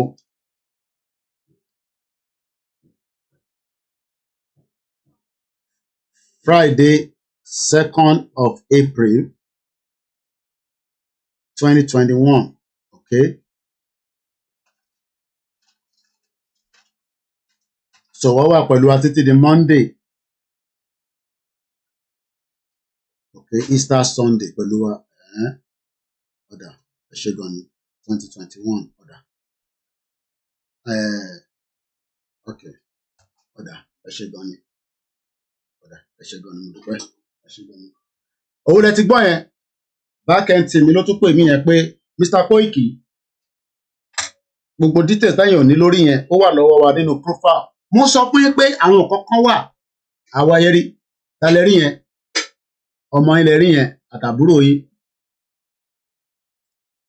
àbí ẹ̀yin tẹ́ ẹ̀ mọ̀ bishop tẹ́ ẹ̀ wá bishop káàkiri bishop ti sọnù ọ́ àti wá rí bishop ìyàwó mi wò àti wá rí bishop rí o ṣàfihàn mú program ẹ fẹ́ dàrú ẹ fẹ́ mú orin àjọ ẹ fẹ́ fà wálẹ̀ nígbà táwa lọlé ẹlòmíì wà Nàìjíríà ọ̀rẹ́ mi kan mo ní kó wá bá mi nílé Ìgbòho ó ní láyé àjọ ń gbé ní UK ni ó ní òun ní wá ó ní àpàdé ní London dáre olówó lágbà ó ní kò sí tó jọ ọmọ Ìbàdàn ni ṣẹrígbà tí mo ní ṣẹrí bishop ní àjọ gbé dání ni o no election lásán nígbà yẹn wọ́n ní afẹ́dọ́gúnlẹ̀ ká má lọ ṣe election ṣẹrí pé evidence wà ìgbà ńlá ní a bẹ̀rẹ̀ sí ṣe flyer àti poster lẹ́yìn èèyàn wa tẹ́ bẹ̀rẹ̀ sí kówó fún wa tá à ń ṣe poster àwọn ọmọ Yorùbá ti gbàgbé wọ́n lọ dìbò fún èmi ló kàn débẹ̀ tán nísìn àrí stampede káàkiri gbogbo Nàìjíríà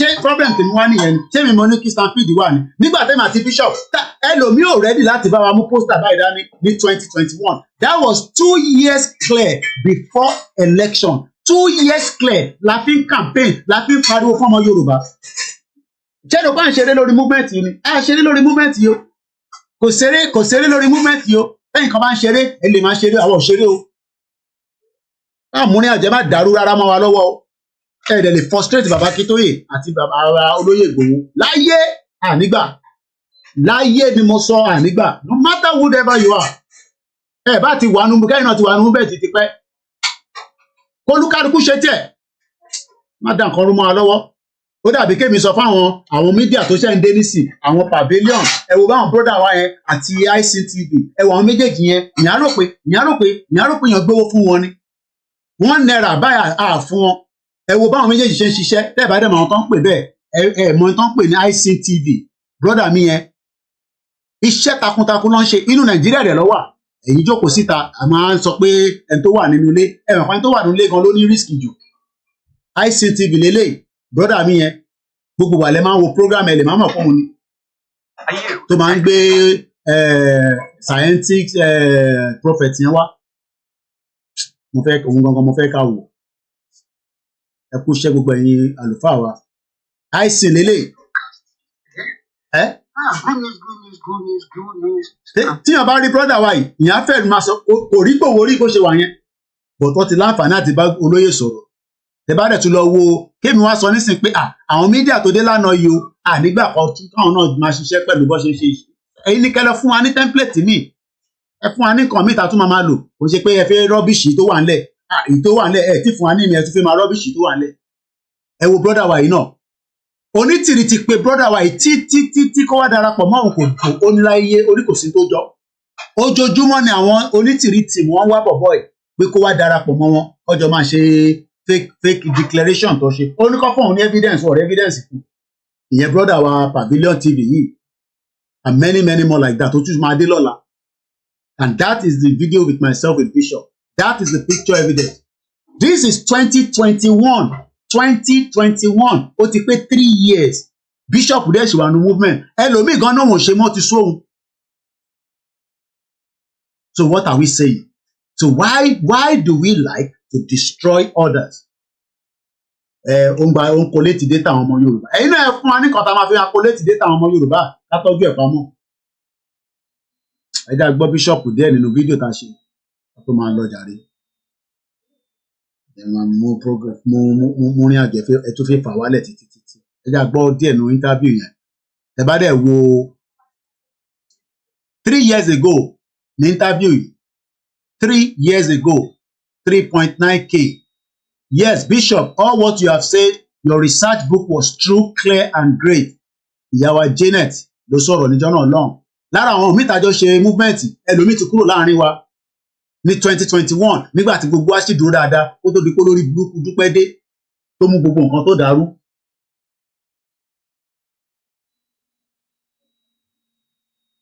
Bẹ́ẹ̀ni if Bishop idea is not good enough and is outdated bring your own kẹ wá fi ràn wá lọ́wọ́ ó ṣe pé fẹ́ mú ìtò wà lẹ̀ nígbà tí Twitter tó kò ṣe dáadáa ṣé bọ̀bọ̀ tó ní Twitter Jack kí ló tẹ̀ ń jẹ́ former Twitter ìbọn náà ti lọ sí ọ̀nà dáwọn nísìn former kí ni ó tẹ̀ ń jẹ́ former Twitter ṣèbáwọn yẹn náà gbogbo data lọ ń gbà káàkiri former data tweet náà kò ṣe CEO former Twitter owner Jack Dorsey ṣé mọ̀ pé òun náà ṣí another platform after tó ta Twitter fún kí ló ń pè Elon Musk. So if Ruba is not working fẹ́yìn pé ó collect data kí YSDM fún wa ní ìta máa collect data tiwa ó gbọ́dọ̀ jẹ́ in a financial tó máa fi support ní tá à ń ṣe kò ṣe pé kẹfẹ́ knock nǹkan down kó jágbajàgba lọ kó jágbajàgba lọ jàre. Mo tẹ̀ mọ́ platform ló wá padà ṣe náà ó padà ṣe ní platform mo rántí orúkọ platform tó ṣí who owned Twitter before Elon Musk òun lélẹ̀ bọ̀bọ̀ ìlú ni. And these are all the evidence wà ń bẹ̀ òun ṣe pé dẹ̀ ń sè ṣé yàn olóyè akọ̀jẹ́ kíyàn kan ṣoṣo ní léwu fúnjọ́ mẹ́ta onímọ̀wé èèyàn tó jẹ́ kò dẹ̀ ní sọ fún wa pé bishop yẹn ẹ sá fún o lè ní o ẹ jẹ́ ká wà kíá fún náà so nísìnyí ẹ wá bẹ̀rẹ̀ sí sọ̀rọ̀ ẹ máa fẹnu bàjẹ́ àwọn èèyàn wá ní Ruba yẹn o bí a fraud ní o kí ni gbogbo nọ́sẹ̀nsì yẹn ẹ ká wà kíá fún o. A parí program kápọ̀ gbọ́ díẹ̀ just few seconds náà ni ọ̀hún ní láti lọ nísìn bàbá family mi ṣe Christmas àti bẹ̀rẹ̀ Christmas nílé wa báyìí. alàgbà wa kọ òun la fẹ́ sọ̀rọ̀ lé lórí mo kí ilé nǹkan sí o bẹ́ẹ̀ bá ń darapọ̀ mọ́ wa àmọ́ ká tó máa lọ ẹ jẹ́ ká gbọ́ anthem wa ká tó máa Monday a tún wá ń ṣe ọdún náà lọ báyìí ti ọdún àwọn mùsùlùmí ṣé kò ń ṣe pé ó lídìí la ṣe ń pọbìnrin ní kúmọ́lú ni àbí ń tẹ́tí rò bẹ́ẹ̀ nítorí pé màtẹ́ ní ẹ tún máa wá yọjú sí wa mo ní bàbá yìí ó dà ń pé ẹ mọ̀ pé ọdún mùsùlùmí gan ó wà kọ́ lè sọ pé ẹ balance ẹ̀. Ọlọ́run ló mọṣẹ́ ẹ̀ ṣe àkókò tí Ọlọ́run bá fún wa àti nípa ìdarí ẹ̀mí mímọ́ tọ́lọ́run bá ti ní ó yá náà nìyẹn.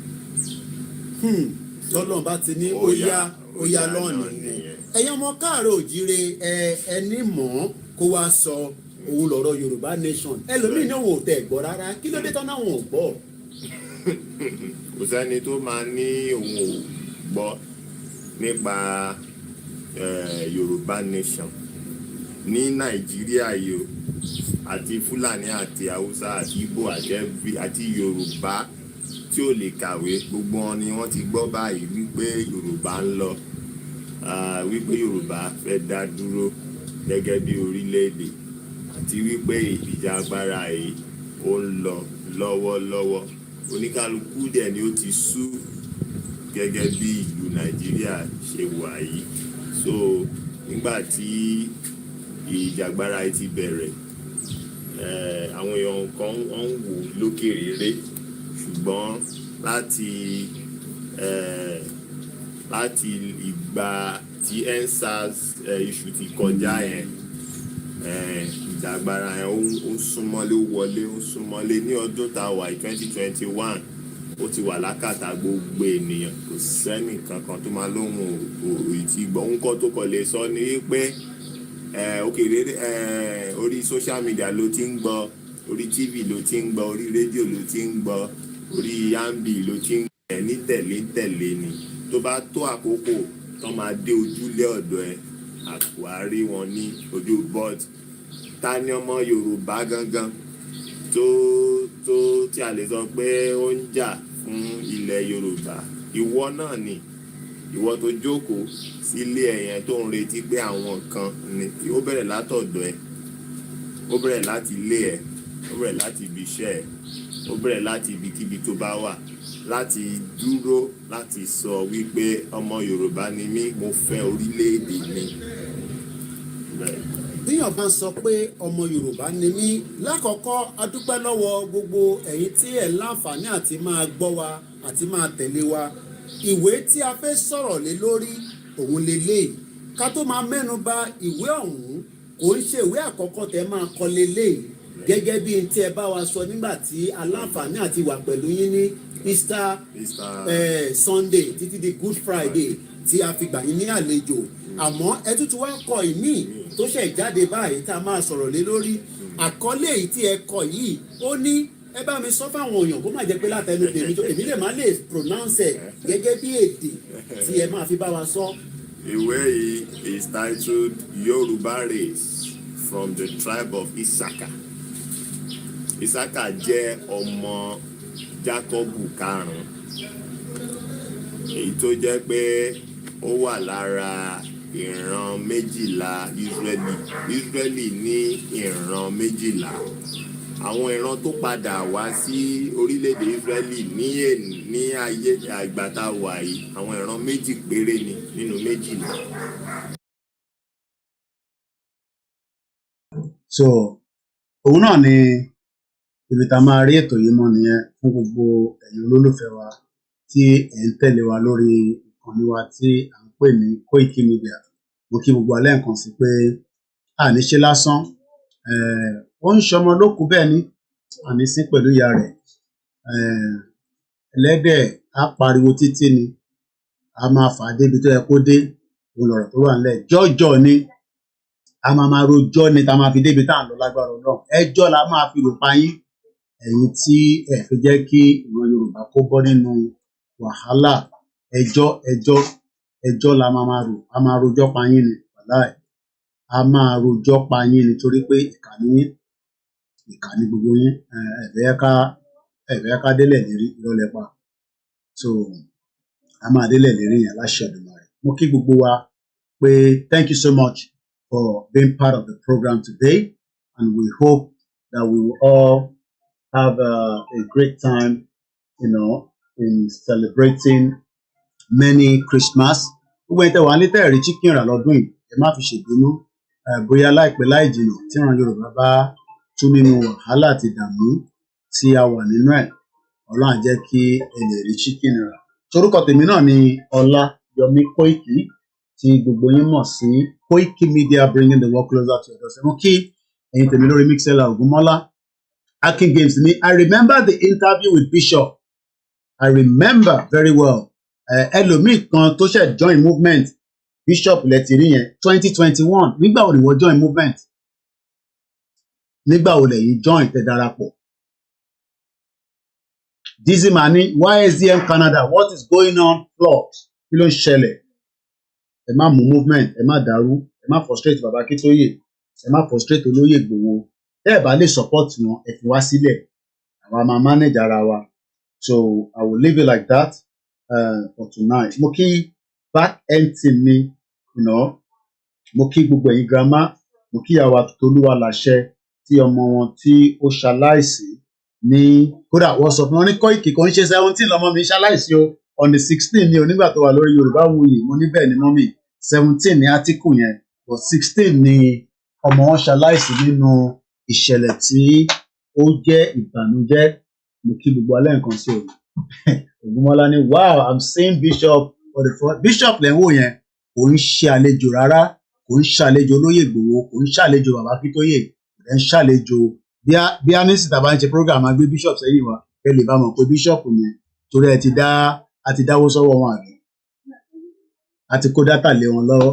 Dátà tèmi kó sórí Facebook tí Facebook fi shadow ban mi tí kò jẹ́ kí Yorùbá Nation rìn síwájú over 500,000 followers ẹ wo èèyàn mélòó tó ń wà lórí Facebook tó bá yẹ pọ́rọ̀ òkú àtòbò ni mò ń sọ nísìn Facebook máa release ẹ̀ kí ni mo mọ̀ tí Facebook fi data mi ṣe you know but at the end of the day ti gba country tá bá gba country yes there will be a lot of regulation so mo ń bọ̀ mo fẹ́ adjust the so mo kí gbogbo àjàre so ká lè máa lọ because family mi láti ní space wọn nísìn wọn á fi tèmi já wọn dúró so once again mo kí gbogbo wa pé adélẹ̀ lérí o no matter what we will get there so ẹ lè screenshot kẹ́ lọ tọ́jú picture of bishop o torí bishop ti gba information wá sọ́wọ́ kó má bàa sọnù so that a bá ń wá bishop a lè mọ ojú tá a máa wá sí mo kí gbogbo alẹ́ nǹkan sí o. Thank you so much, everyone, for joining tonight. God bless Biafra. God bless the United States of Biafra. There are a lot of things happening within the side, but ẹ jẹ́ ká ṣọ́ra àfilẹ̀ ẹ̀bẹ̀ ká máa fàdúrà ràn wọ́n lọ́wọ́. After tí wọ́n parí convention wọn, tẹ́ bá rí àjálù oríṣiríṣi tó wọnú ọ̀dọ̀ wọn lọ́rùn kò ṣe máa sọ rárá, but I'll just leave it like that. Kọ́lọ́run kó ran gbogbo wa lọ́wọ́ káfíńdélẹ̀ lérí. Mo kí brother mi Dizzy Man, mo kí gbogbo ẹ̀yin èèyàn wa tí ẹ máa tún program yìí gbọ́ mo dẹ̀ kí gbogbo àwọn àgbàlagbà tí Ọlọ́run túbọ̀ jẹ́ kí a rí yín pẹ́ mo kí gbogbo lẹ́ẹ̀kan sí o so I'm gonna play the anthem but ká tó play anthem lẹ́ẹ̀kan sí ẹ̀ràn lè ṣe wa lọ́wọ́ ká lè dé ilẹ̀ lérí ká lè ṣe a lot Àṣàkẹ́ TV show mo kí ẹ dáadáa ìyá mi mo kí gbogbo àwọn medias wa ẹ̀gbọ́n mi Jimmy Koya ẹni tó wọn bá dárúkọ ìjọ ẹ má fi ṣègbénú gbogbo yín pátá náà ni ẹ wà valuable lórí platform wa èmi náà àwọn platform tó kún náà mo kí gbogbo alẹ́ nǹkan sí pé akóṣẹ́ takuntakun kò gbọ́dọ̀ sú wa kò dẹ̀ gbọ́dọ̀ rẹ̀ wá no retreat no surrender ni lórí gbogbo ọ̀rọ̀ tó wà nílẹ̀ Somaliland òun ni the major discussion lálẹ́ akọ̀yà bàrà sáwọn ibì kankan náà ni mo wá kí gbogbo alẹ́ nǹkan sí mo wá anthem ni o tí bá ti rí anthem yẹn a máa gbé wọlé at the end of the program yẹn and on that note Merry Christmas.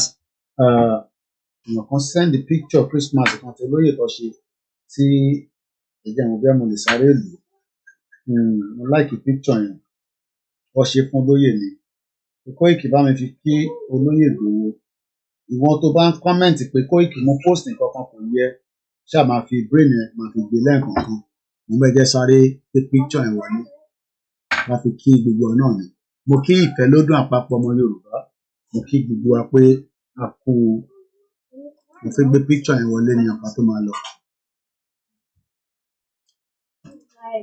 Bàbá wa kan ló sẹ́ndẹ̀ pé àwọn fi kí season greeting wishing you Merry Christmas and Happy New Year Dr. Sunday Yorùbá Nation àwọn Yorùbá Nation youth tẹ̀ ní kódà àwọn lọ́wọ́ ṣe mo ṣe àwọn pín àkàn ló sẹ́ndẹ̀ sí ní ìbẹ̀rẹ̀ tó sẹ́ndẹ̀ ṣe jẹ́ ká ẹ̀yẹ sáré gbé yẹn wọlé ká kọ́ fi ní kí gbogbo afárapátá o.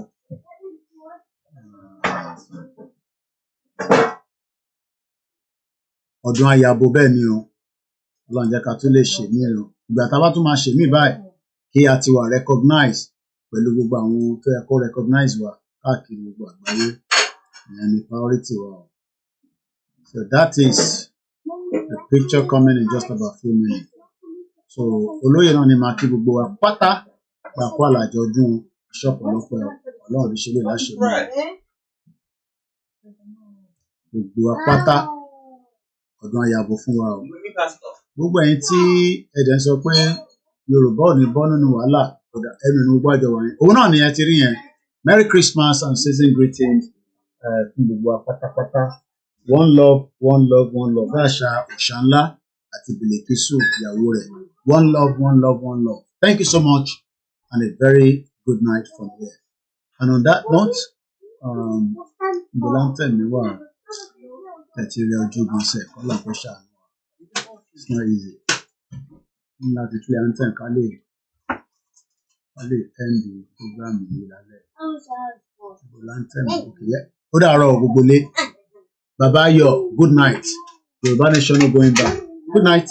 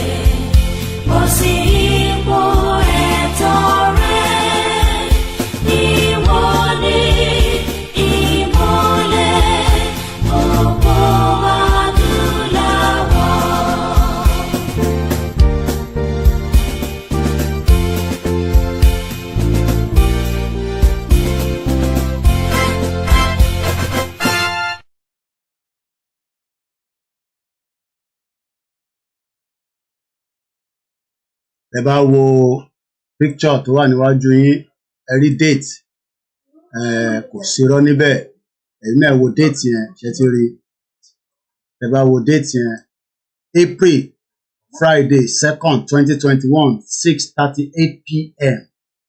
ìyẹn ló ṣe sọ pé social media ó ní footprint so ẹ̀yin tí ẹ rí bishop rí tẹ́ ẹ mọ èèyàn tó ń pè ní Bishop Adesina bishop náà ni gbogbo wa ti rí tí a gbé àwọn wọn jáde kí gbogbo ọmọ Yorùbá kó lè mọ ẹni tẹ́ ń dí pẹ̀lú òun náà lẹ ti rí yẹn o mo kí gbogbo alẹ́ nǹkan sí o òun ayọ̀ la máa wà Ọlọ́run ní jẹ́ kó bà orúkọ wa jẹ́ o bọ́ọ̀ ṣe bà orúkọ tèmi jẹ́ àní jẹ́ kẹ́lòmíì bà orúkọ ẹlòmíì náà jẹ́ ẹ̀yin náà tẹ́ bá ní nǹkan tẹ́ lè ṣe láti fi ran movement lọ́wọ́ ẹ gbé jáde fún wa ní 2025 ká lè tẹ̀síwájú Merry Christmas, Merry Christmas, Merry Christmas. Bye.